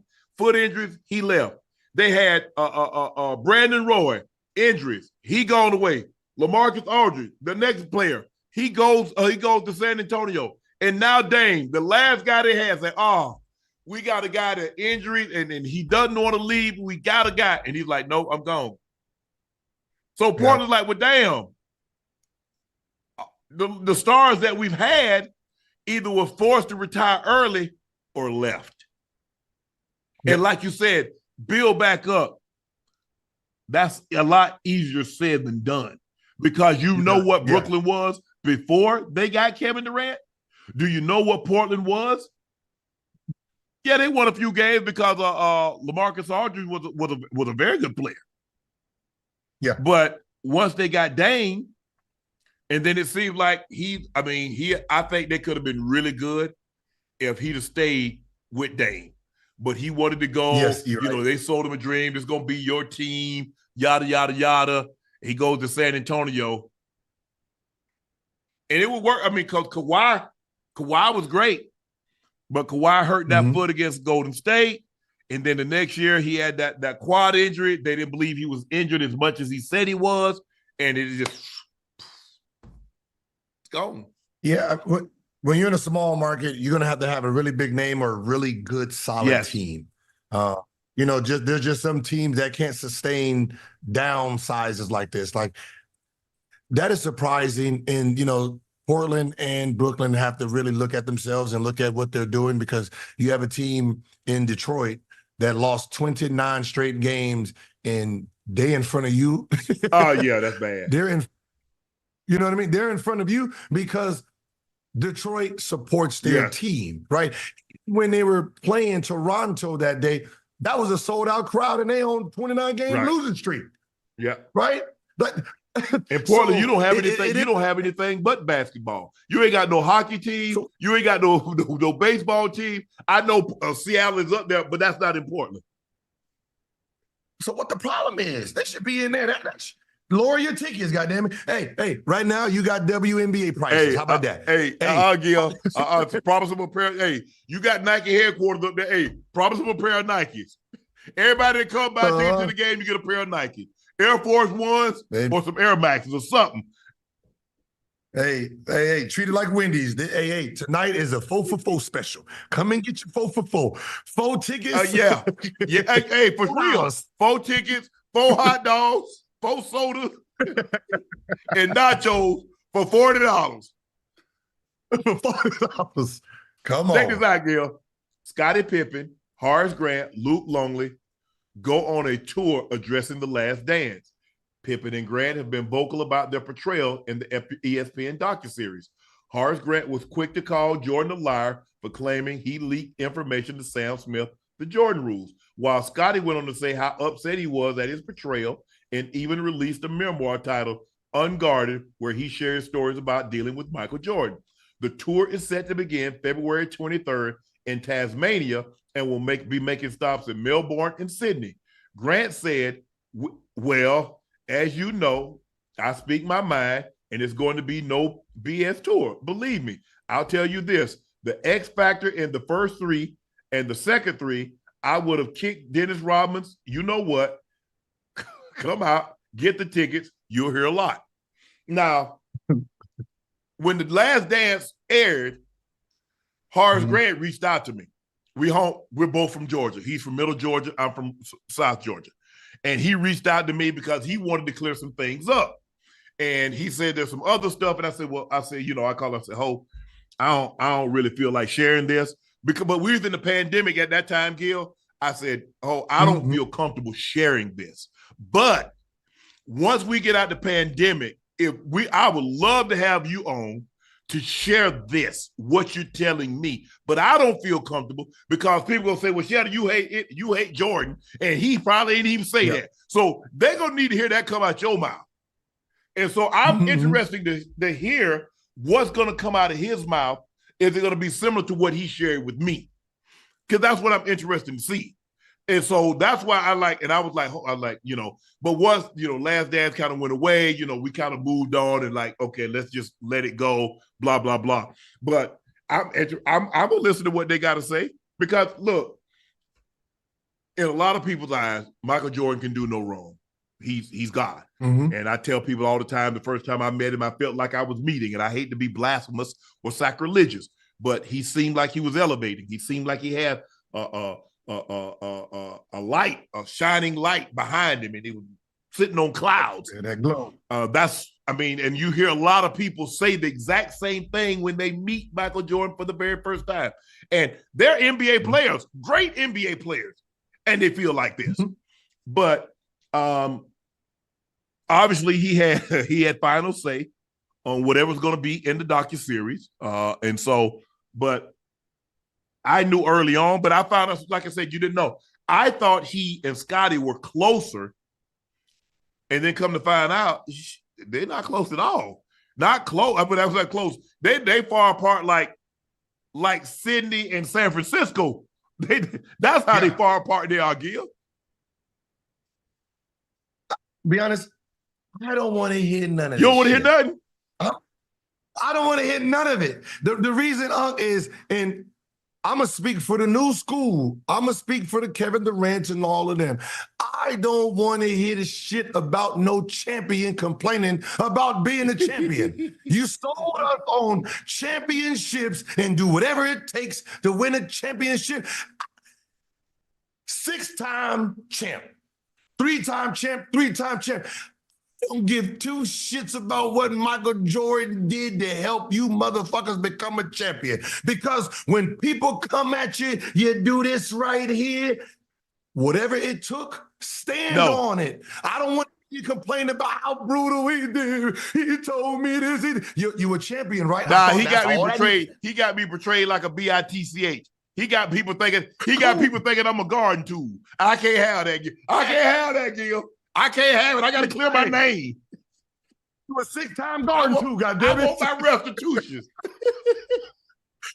Listen, that's the problem. It's a conflict. It kind of makes it look bad. You done told us championships or not. You're laughing at Charles Barkley. You're laughing at Patrick Ewing. And then you tell us that you didn't like it. He was a bad guy. He was a bad boss. What? No, you don't like y'all don't like being champions? Say it ain't so. When I said, hey, I'd rather take 300 million than 7 rings, y'all over here like, you're crazy. No, they're going around talking about no bull. Their rings, they got them rings and they don't seem too happy now. I mean, look, everybody wasn't going to be Michael Jordan. And even if you had a great career, Magic doesn't have to take a backseat. Magic is a 3-time MVP. He got 5 rings, finals MVP 3 times. But everybody wasn't going to be Jordan. There's only one Michael Jordan. I don't care how great. Somebody might score 100,000 points in their career. They're never going to be Michael Jordan because of that shoe. That shoe is what said, yeah, he was great. And I don't know what Shannon say the only reason. No, understand what I'm saying. Prior to that, people wasn't wearing sneakers with tuxedos. People wasn't wearing sneakers with suits. People weren't wearing sneakers to formal events. He made it a style. It was a fashion. The sneaker became a fashion statement. His shoe became a fashion statement. And now you have everybody else adding the shoe. You get the Louis Vuitton. You get the Gucci. You get the Prada. You get the Givenchy. You get all of those. But that guy did that. You know what Michael Jordan is? Everybody understanding now, especially everybody on Nightcap and Club Shape J. Michael Jordan is to basketball what Katt Williams did on your channel. Yes. Right? He did it in a style, clever, charisma, funny, gave you the drama. He gave you such a big overall package that the field, they can't keep up. They're not going to keep up because, one, him, who he is, how he moves is a whole different entity. So when you come on here, you can give us the drama, but are you going to give us the charisma? Are you going to be clever? And that's who the Michael Jordan was to the world, how Katt is. So no matter who you got, that everybody, we're going to be judging it off the same one man. And that's why I say sometimes there comes a force in this world that hasn't been seen before that does something that just says, whoa, what is this? I remember when you said, I think this is going to go 2.5. This is going to go I think we're going to get about 2.5. And somebody said, yeah, you already got that right now. I had no idea. I don't think anybody thought. And I was talking to somebody at the All-Star. I say, when when you saw Michael Jordan and you faced him in his rookie season, I think I was having a conversation with Dr. J. I said, did you know? He said, no, I thought he was good. I thought he was very good. I thought he was going to be a great player. But nobody thought he was going to be that. And you didn't. And as great as Katt was, and I was hoping for 10 to 15 million views. That's what people don't, and I tell people this. I say, do you understand? There's not a whole lot of people sitting down having an interview, a conversation that's doing that number. Yeah, I had Steve Harvey ended up going over 11 million views. I got a couple at 6 million views. I say, but do you understand what 10, 15 million views is? I say a sitcom that get 10, 15 million views will be on for 20 years if they got those numbers once a week. And so you telling me that, no, I didn't know. No, the only person that knew that he could generate this was Katt, because he told me. And he said, your life's going to change. You're going to be in a new realm, a new stratosphere, and people are going to want to come on your podcast because you offer a safe space for people to tell their truth. But he said they're going to come for you. And I was like, Katt, come on, Katt. I mean, I just, you know, I guess it's like somebody wrote, I guess I'm harboring a fugitive. You know what I'm saying? Man, hey, he came to my house, but you held him up. You helped him.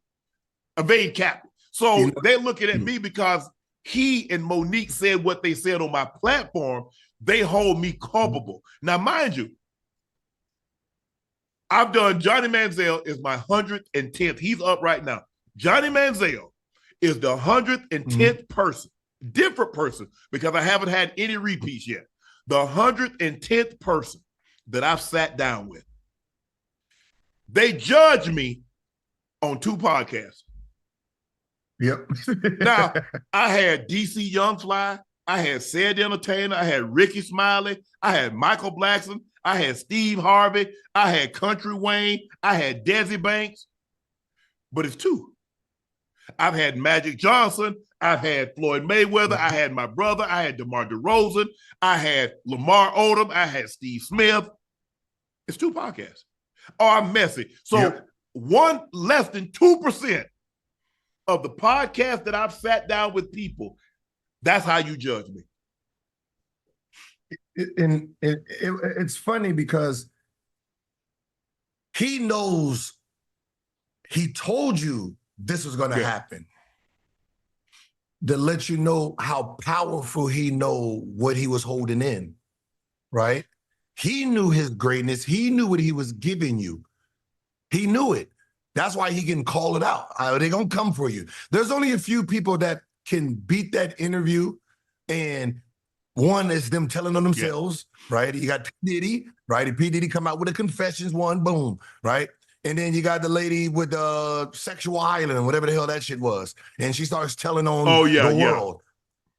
Those are the only 2 entities, right, that can come out and do some damage like that. But as the interviewer, when someone says, man, Shannon, I was like, oh, because he's supposed to know, right? He got his answers. I said, Shannon has his playbook. Yeah. That came in with his own fucking playbook. And my thing was, I was talking to someone. I said, so let me ask you this. Who that's in my space that do what I do would have told Katt Williams, nah, Katt, we're not going, I don't want to interview Katt. I don't want to interview Monique. I don't want to hear whatever you said, we don't believe. And after he said, because at the end of the day, you might sit down with someone, but you don't have to air it and would have sat on that. I just want to know, chat, how many people you think that do what I do, from whomever, the Breakfast Club or whomever, let's just say there are 500 people that's in the space that I'm currently in. How many of them would have cut Katt off and not, and even if they do the interview and he said exactly what he said on mine, not release it? How many people that's in the space, Monique has done 13 million views. About what I thought she would get. I remember talking, I said, I believe she'll do somewhere between 10 and 15 million. If you do the breakout clip, she's over 15 million. But I thought the entire episode would be somewhere between 10 and 15. So she's right there, smack dab 13 million. Probably by the end of the year, she'd probably be at 15 million. So it'll do what I thought it would do. But when you look at all the people that's occupied the space that I occupy, I believe they're being disingenuous when they said, oh, I would have let him do this, or I wouldn't have said that, or I wouldn't have even aired the clip. I don't believe it.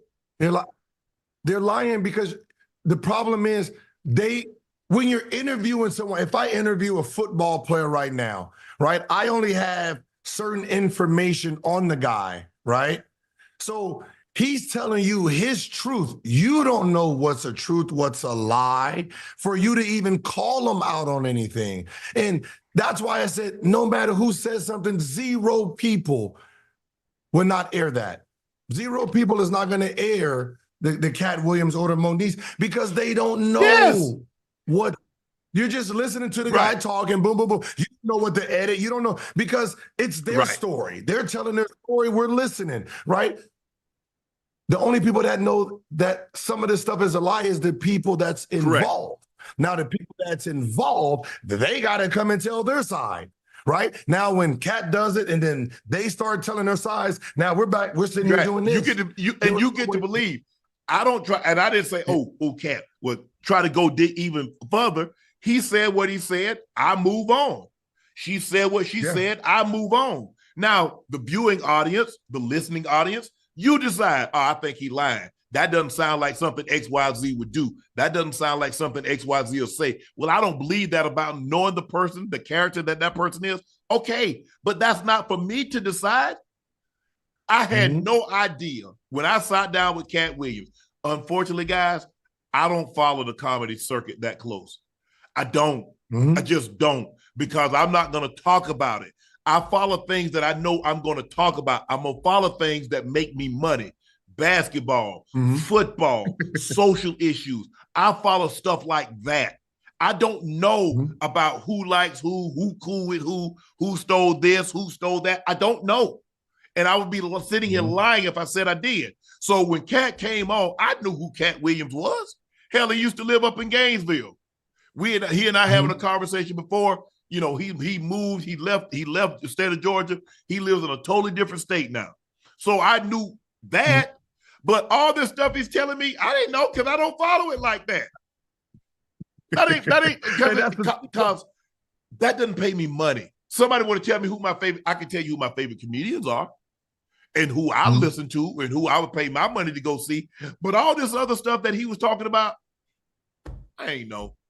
I didn't. And it was so funny. And I'm watching it from the standpoint of a host. And I'm saying, all right, what would I have cut out, right?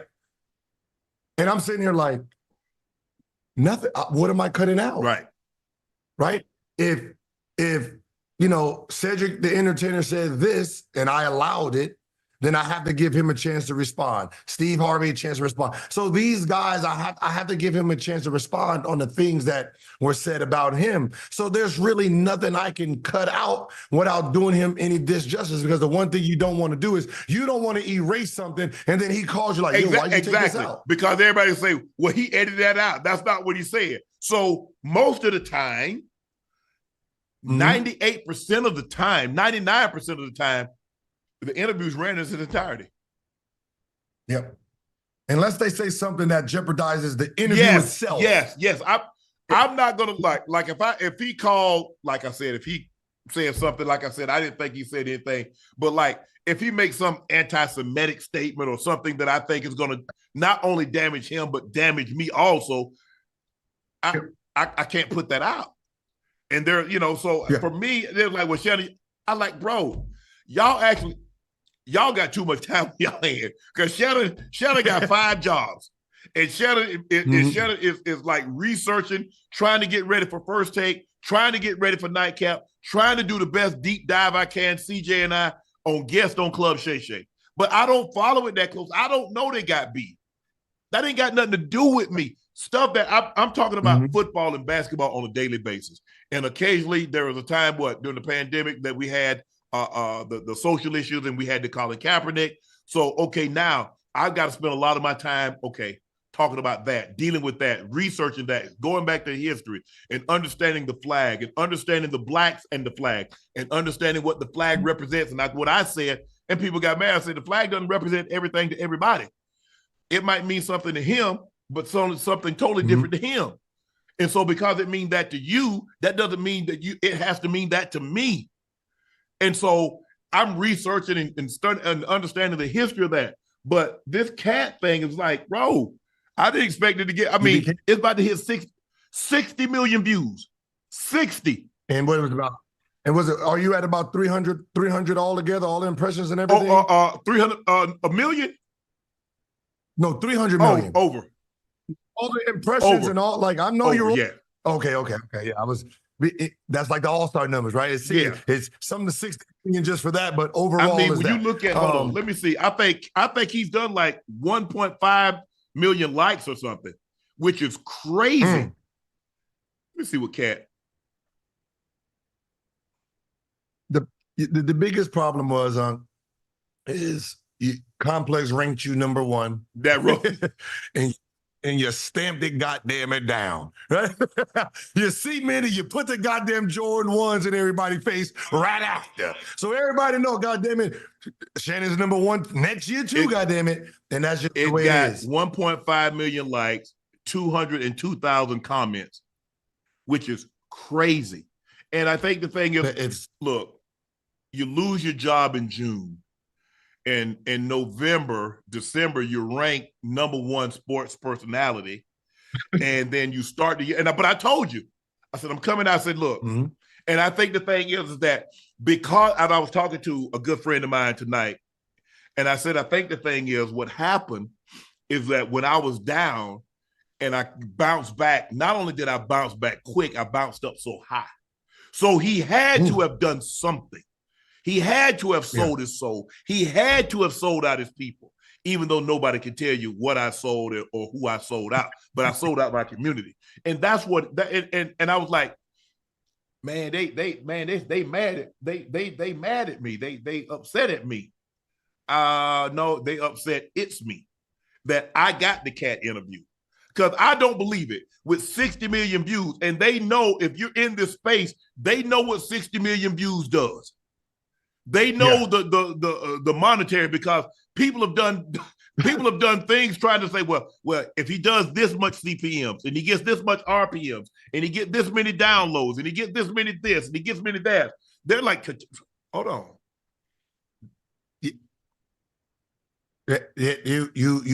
You are during COVID Amazon right now. Yeah. Right. You are Amazon right now for content. Right?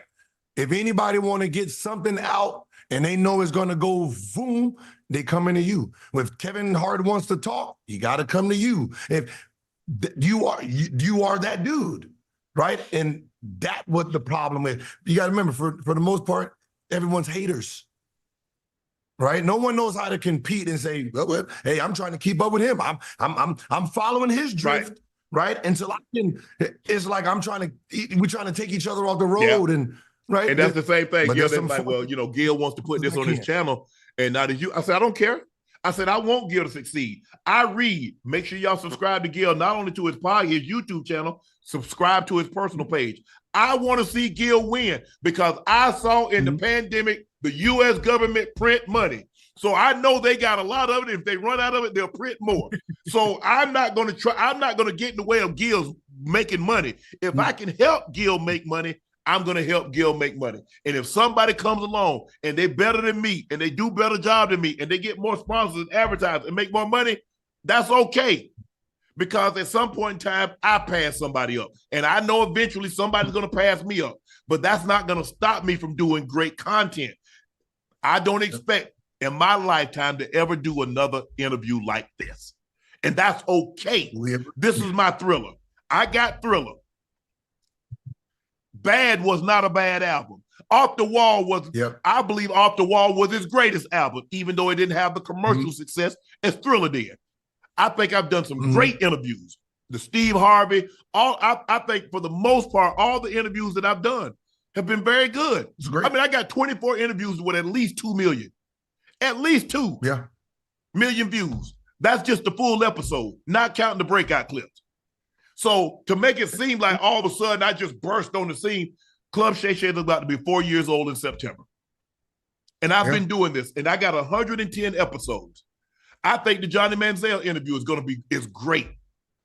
But if you don't think I can interview people, go back and look at some of my work at CBS when that's what was required. That was their platform. And I got to go out and I got to like, okay, you say this. Well, I got to say, well, I got the stats to say that.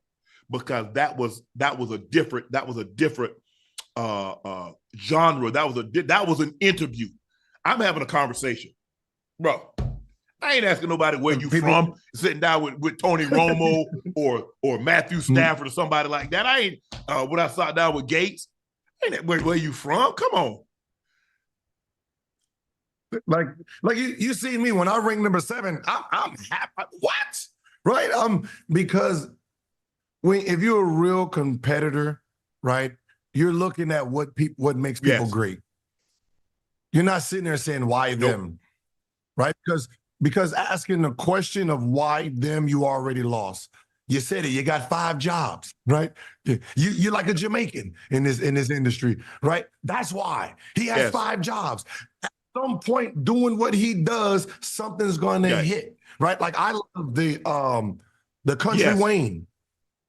Country Wayne said something, and I thought of you. I even hit him in a DM. He said he was talking about he spends about $250,000 a month on content, do about 300 videos. And he says he don't print money, he prints content, right? The phone's in my pocket, and I'm listening to it. And I said, wait, what did he just say? I had to rewind. I don't print money, I print content. And I said, before I even think about what, I hit him. What did you mean by this? And he broke it down to me. And I said, God damn it, I'm in. I'm in. I got to get my content game on. That's what, and the thing is, Gil, they don't see, okay, I was in Indy last week. I couldn't fly back to LA. I flew back to Atlanta because guess what? I'm back in Indy again. Now I fly back to LA, but I got to turn around and come back to Jersey. Now I can't go all the way back to LA. Got to stop in Atlanta because I got to go to Dallas. And then I fly from Dallas to LA. And then guess what? A week later, I got to be in Colorado. And then a week after that, I got to fly back to Georgia. So that's what you see. You judging me for where I am, but you don't know where I've been, and you don't know where I'm going. And I don't, and my sister always tells me, say, Shannon, don't burn yourself out. Shannon, you going at a breakneck speed. I said, Libby, I asked the man above to give me this. I'm prepared for this. I'm prepared for this moment. I've always felt I could do it, but I just needed somebody to give me the opportunity. Okay? I created a space. I got people to come with me. Ash, the first 2 people I hired for my company, Shay Media, was CJ Christian Deere and Ash Lemay. I ain't got no job. Ash called me and said, Shannon, you got a job? No. She said, but I'm still going with you. CJ, hey, Shannon, what you gonna do? I said, CJ, I don't know what I'm gonna do, but whatever it is, I want you to be a part of it. He said, Shannon, we created something special.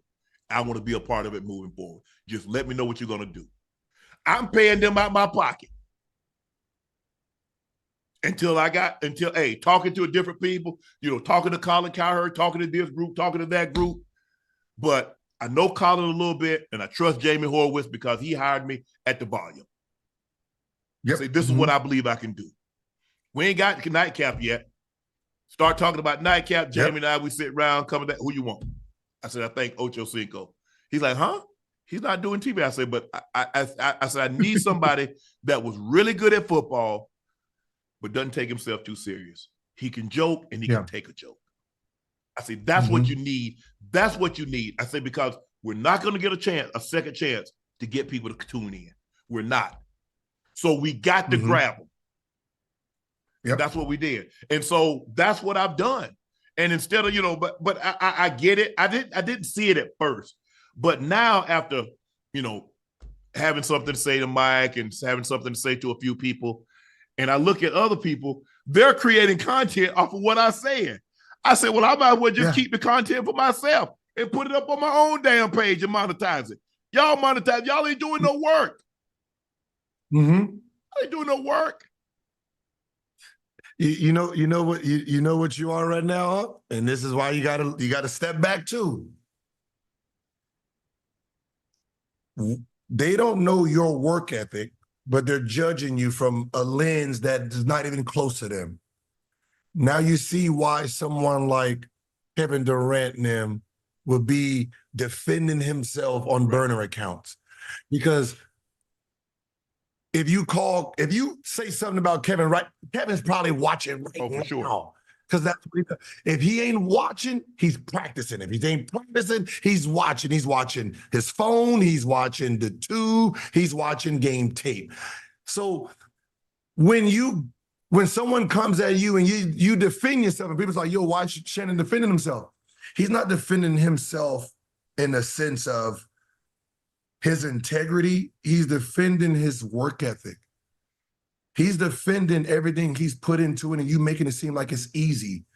You making it seem like what he does is just he wakes up and gets to do it. You just said your next damn 3 weeks. And I'm sitting here like, shit, that's like 7 flights, 8 flights. That's hotel room. You're moving faster than the NBA team right now. And I still got to do it first take, and I still got to do nightcap, and I still got to. I'm home for 2 days, and I got 2 sit downs on Tuesday and Wednesday. Then I'm out back to Jersey. But that's what they don't see.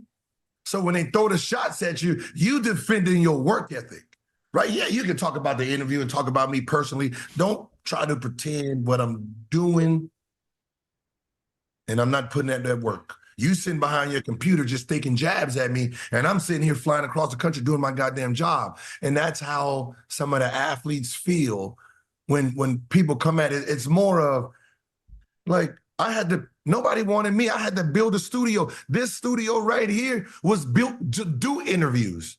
When I was thinking about interviewing, I was like, yeah, when I do interviews and somebody wants me in an interview, I want a set. I don't want to sit there and do my phone and do this. You know, I want a set to make it look professional so they can take me seriously, right?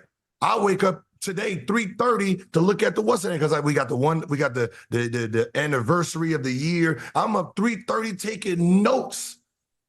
Like, so I'll be on point. Let me go ahead, search this, search that, because I know what it takes, because I watch greatness do what greatness does.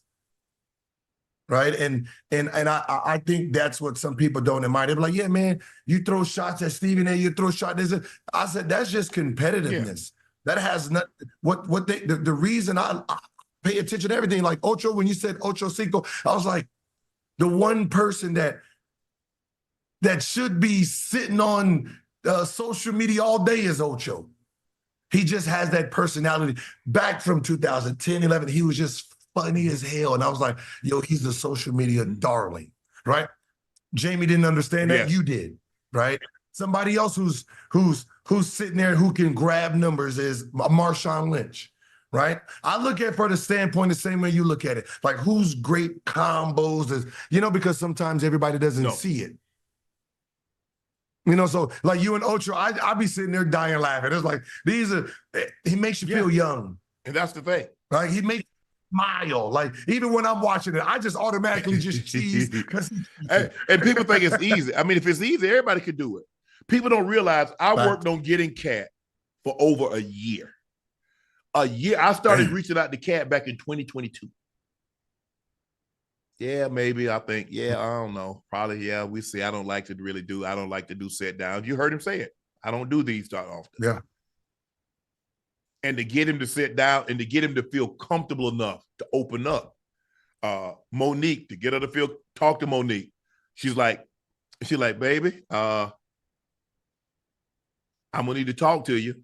You're gonna need, you put me on speakerphone. I talk to her and her husband.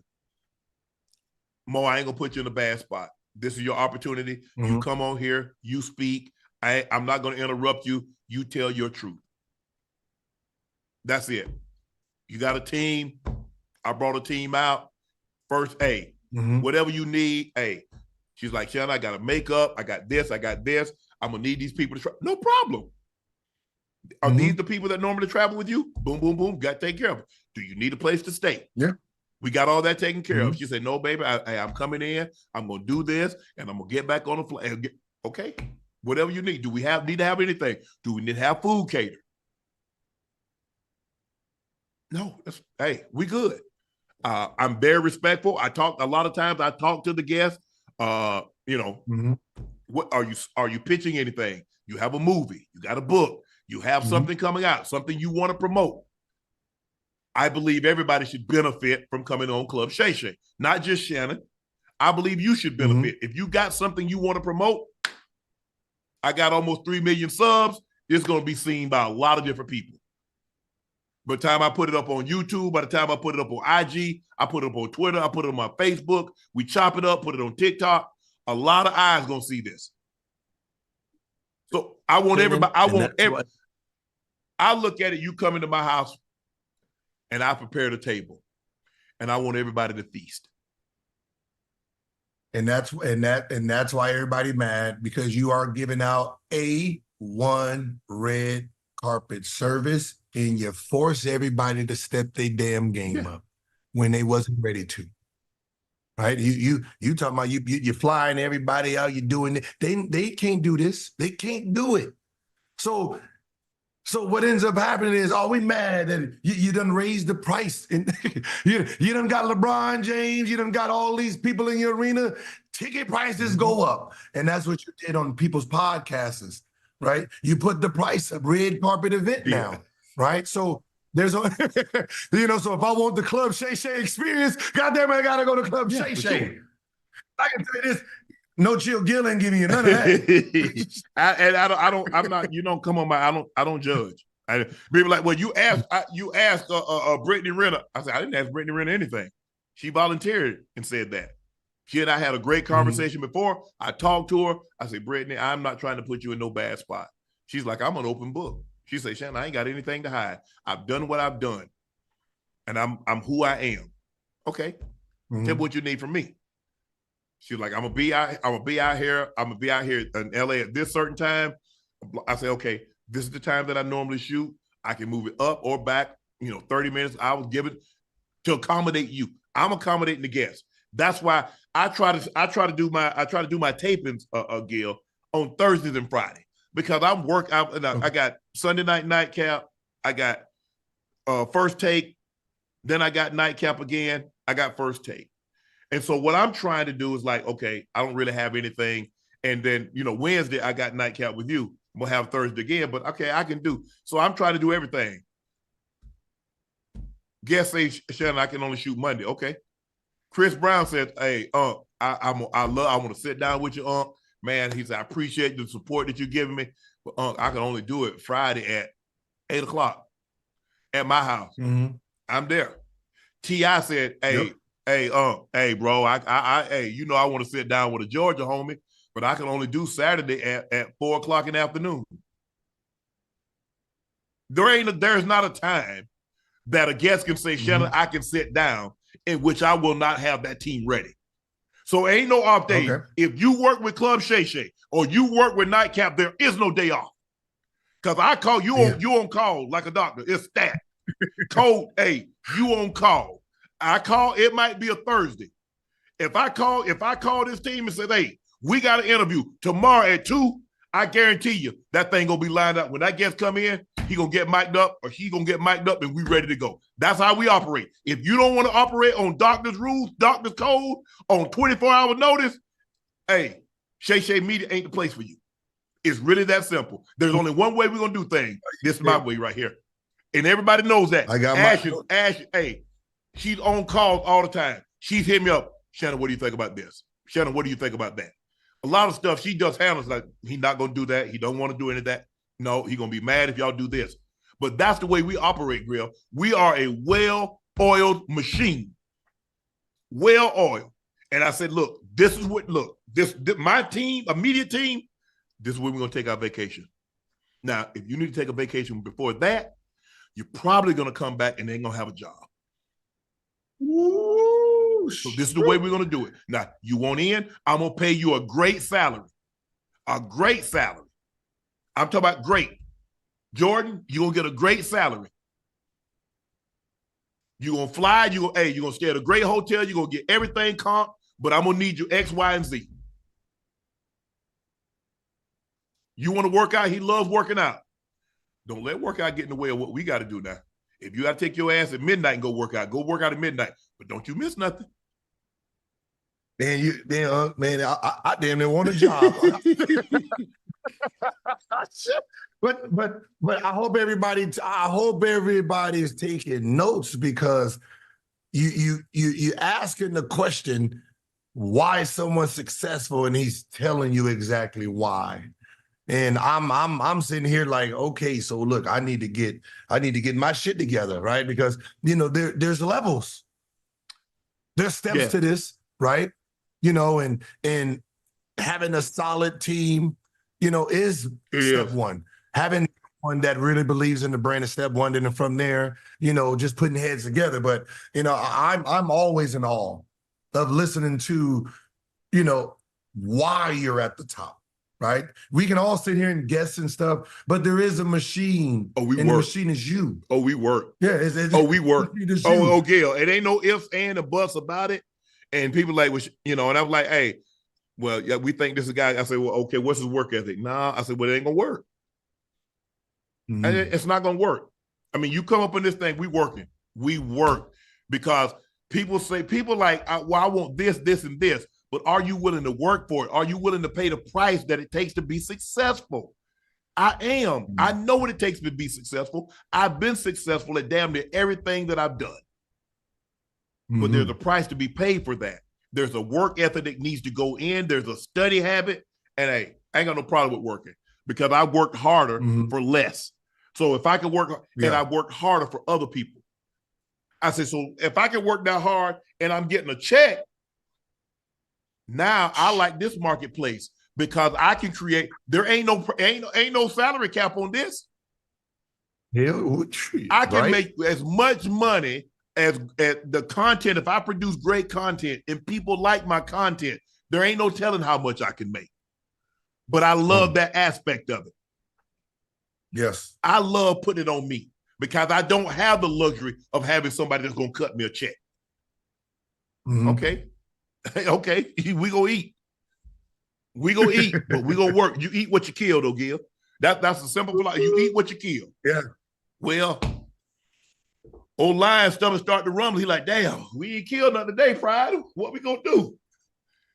Well, we got to get on that grind. We got to get better at our tactics in which we can corner this animal. Well, we got to get better at our tactics in which we can create this content in which people want to consume. They want to see it. They want to hear it. That's how we do it, Gil. That's how we do it. And I've got great teammates that want to do this. And if they don't, can't be here. Gil, I tell everybody the same thing my grandfather told my brother and I. He said, y'all ain't got to do nothing, but you just can't do it here. You ain't got to work hard. You just can't do it here. Mm-hmm.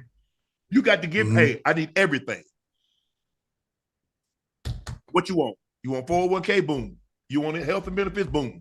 You want to? What were you making? Okay, I'm gonna give you $35,000 more than what you was making. But I'm very demanding. You can see my person. I am very demanding. Yeah.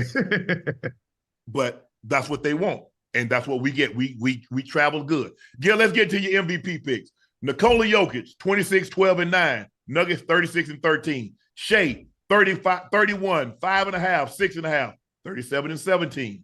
Giannis Antetokounmpo, Greek Freak, 31, 11, 6.5, 35 and 21. Luka Doncic, 34 points, 9 rebounds, 9.5 assists, 32 and 23. And Jayson Tatum, 27, 8.6, 5, 43 and 12. Who's your MVP right now? I'm going to go with Shea. Okay. And the reason I'm going to go with Shea is it's the youngest team in the NBA.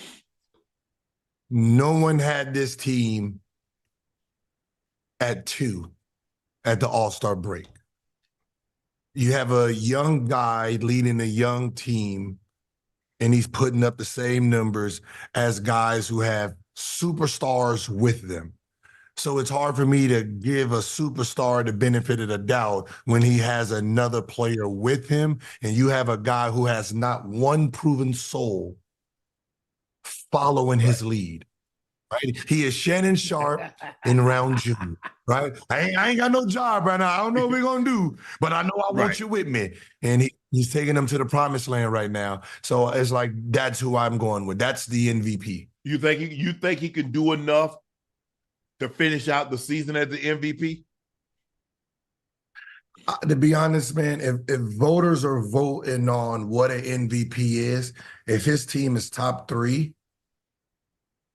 it'd be wild, because Minnesota, you have Ant-Man, you have Rudy, you have Right. Katt, right? You know, the Clippers shit, you got Kawhi, Paul George, Harden, and Russell coming coming off the out there. You got Denver, you're the champions, right? Denver, you are the defending champions, so you should be number 1. So the only person in here who does not have a resume or a team that has a resume is Shea, and he's putting up 30. So it's going to be hard to knock him off. Like, you will have to be so biased and try to justify him not winning it, because no one put him in this category here. right? Believe the Lakers can turn it around after the All-Star game. A Lakers Warriors elimination game will give the standing. Give us now. Lakers has considerable work remaining to move up to the 8th spot, but the Lakers have played much better late and could play even better once Dinwiddie acclimates himself. I think the thing for me, Gil, what I love most about the Lakers is that the way they played when LeBron didn't play. That lets me know that when he comes back, what they're capable of. I saw D'Lo. D'Lo has been unbelievable. Anthony Davis has been healthy. He's been a monster. He's going to be on the All-NBA team. Austin Reeves just gets better, and better. And I love the Dinwiddie addition. I believe he's going to get even better. And Rui Hachimura. Rui, been spectacular. How high do you believe they can go? Can they get to the 5? Can they get to the 6? Are they relegated? Do you believe they're going to remain in the play-in? Because right now they're 9. The 6th spot is by the Pelicans at 33. So they're like 3 games back of the Pels. I actually think they can get to 6. It all is going to really depend on this. When they don't have LeBron, it seems like a student when the substitute teacher gets there, right? They themselves, right? They themselves act like that. Like, I need Rui and all them. Be you when LeBron gets back. Get out the fanboy tactic. Get out the, LeBron. I need to worry about what LeBron's thinking. Fuck what he's thinking. Be you. He will adjust to you. That's what makes guys great. They will adjust to you. He is going to be looking at, all right, you guys are doing this. All right, I can take a couple of days off, right? And then when you really need me to step up, I can step up. But they have to really go in and be aggressive. And if they get to come out and be aggressive while LeBron is on that floor, I think they can get 6. Time for our last segment of the day, where we answer y'all super chat questions. It's called Q and A. Check this, Gil.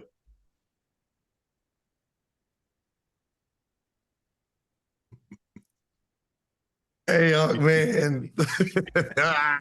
All right. Him_910 asks, do you think the NBA could somehow incorporate Ice Cube's Big 3 during the All-Star weekend if the NBA and Cube could come to some kind of agreement? And now that I think about it, I'm kind of mad that I said that, because I'm a fan of Cube and I put out the 3. Like,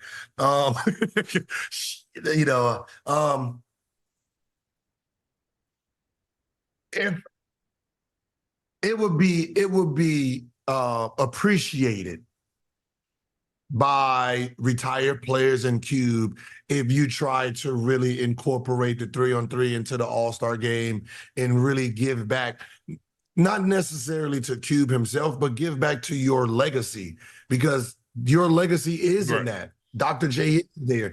Brent Berry is there. Rick Horn, right? The guys are there. So you're not giving back to him. You're giving back to them, right? So to try to incorporate this 3-on-3 and they could be the coaches of it, it'd be for a great story.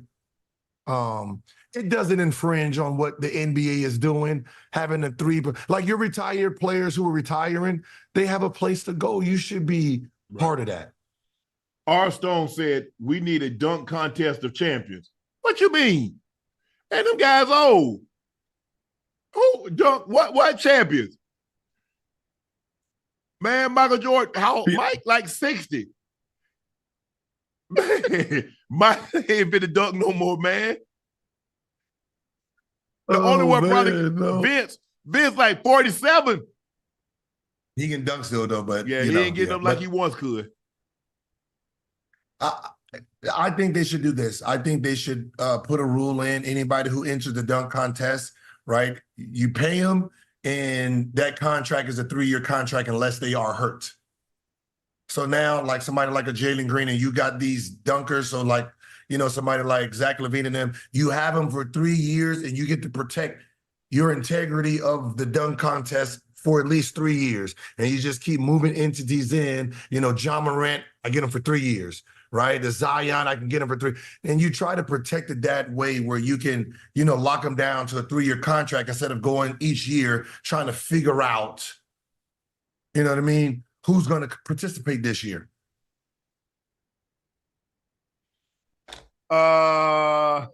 Stephanie Warfield asked, Gil, how do you feel about women's feet? As for what? Put them in your mouth. Are they clean? Man, unless they got vinegar on them, I ain't putting them in my mouth. They got to be pig's feet. I don't say I put pig's feet. I'm what they call shallow. I got my eye. I got my eye on the ball. I don't care about your fingernails and where I'm going. Is it good? If it's good, I don't care about the grass. So now we nightcap after dark. God dang it, Gil. I was trying to get out of here. And there you go, got this nightcap after dark. Lord have mercy. Listen. Hey, listen. When I walk in, if there's roaches on the wall, how's the food here? Is the food's good? I can the roaches up. I might need to let you and Ocho have a show together. I'm gonna kiss them corns, baby. There you go, baby. Right, I'm gonna go to the drawer and get a pair of my socks to put on your feet. Hey, socks on. Listen, if you got your T-shirt on because you care about your stretch marks, Lord, that's not what I'm here for. I'm not here to judge. Oh, Gil, man, Gil, say it ain't so, Gil. Come on, Gil. I'm here to enjoy, not judge. I thought you, this man here, this man said he don't care about nothing.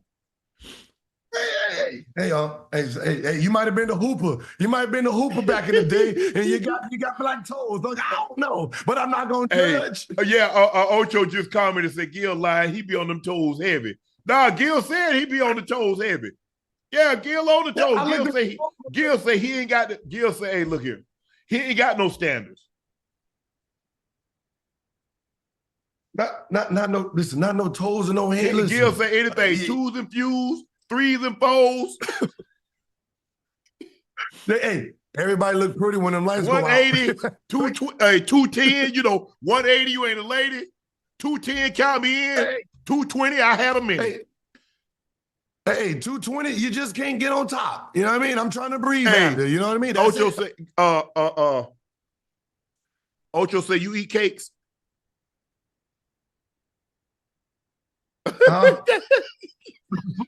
What's the flavor?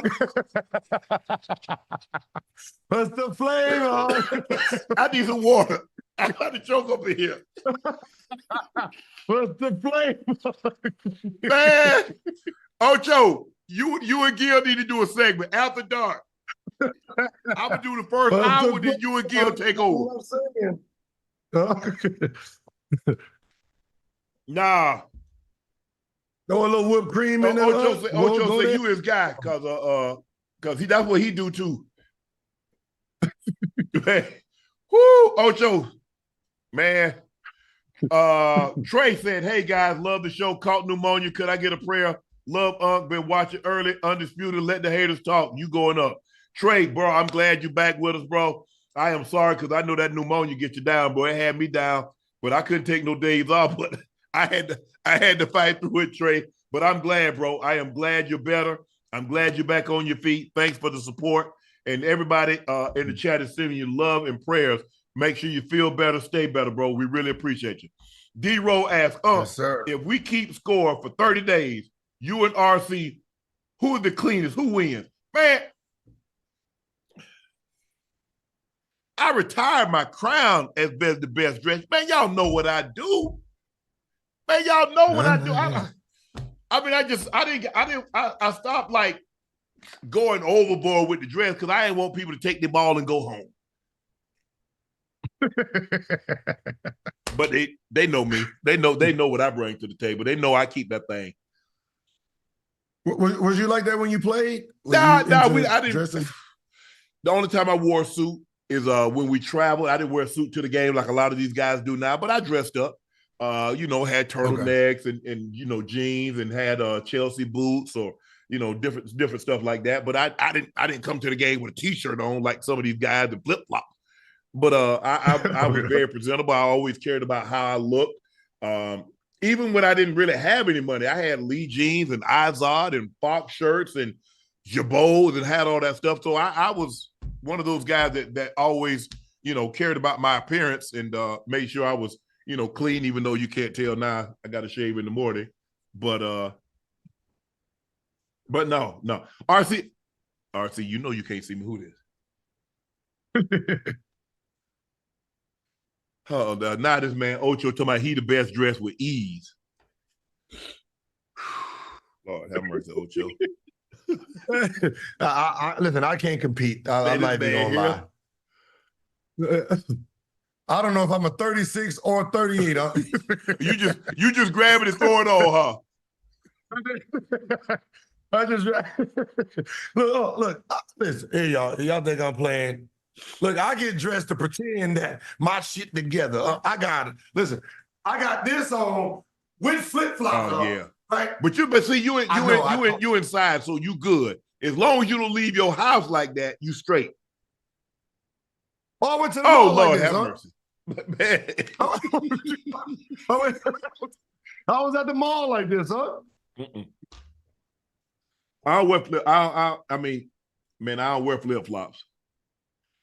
I don't wear sandals no more. If I'm at the house, I wear Crocs in the house because Shelly say I'm dirty, so I got to take my shoes off at the door, put the Crocs on. I got shoes that I take the dog out the back with, or I walk the dog around the neighborhood. So, no. But sometimes, Gil, when I run to the store, but it's early in the morning. It's like as soon as the supermarket open, it's open at 7. I'm there at 7:02. I'm normally the first guy in there, grab what I got to grab, and I'm up out of there. So I don't get too dressed. But if I'm going and I think somebody might see me, now the worst they're probably going to see me is with workout clothes. Because a lot of times, sometimes I stop by after working out and I got workout clothes, but I ain't shabby. I ain't haggardly or anything like that. But I try to be as presentable as possible when I step out. Okay. D-Love asks, do you have a clothing line? Nope, but I'm about to get one. We're working on it. We're working on it, D-Love. We're working on it. We're working on it. We put some we've been working on it for about 3-4 months. And so I think we're gonna have something here in the next month that I'm very, very excited about. Very, very, very, very D-Love excited about. You gotta send me a package. I got you. Please make sure y'all hit that subscribe button. Make sure you hit the like button. Please make sure you guys subscribe to the Nightcap podcast feed. Thank you guys for selling out Shea by Laportier. We do not have any in stock. We are taking pre-orders, and we pinned the link at the top. Also, make sure you like and subscribe to Gil's Arena, his channel on YouTube. The show airs Monday through Thursday, live, 11:30 a.m. Pacific, 2:30 Eastern Pacific. Please also subscribe to Gil's personal YouTube page, No Chill Gil. Let's get his subs up. Let's try to get him. He needs to get that gold plaque. That's 1 million subs. We've also been nominated for the NAACP Image Award for Art, Sports, and Entertainment Outstanding Podcast. We pinned that link. Please make sure you go vote for us. Again, Gil's, make sure you like and subscribe to Gil's Arena channel on YouTube. The show airs Monday through Thursday live, 11:30 a.m. Pacific time. And please also go to and subscribe to his personal YouTube page. That's No Chill Gil. Let's help Gil get his subs up. Thank you for joining us for another episode of Nightcap. I'm your favorite Unc, Shannon Sharpe. He's your favorite number 0, Arizona Wildcat legend, Wizard legend, All-Star, Hibachi, Gilbert Arenas. See you tomorrow, guys.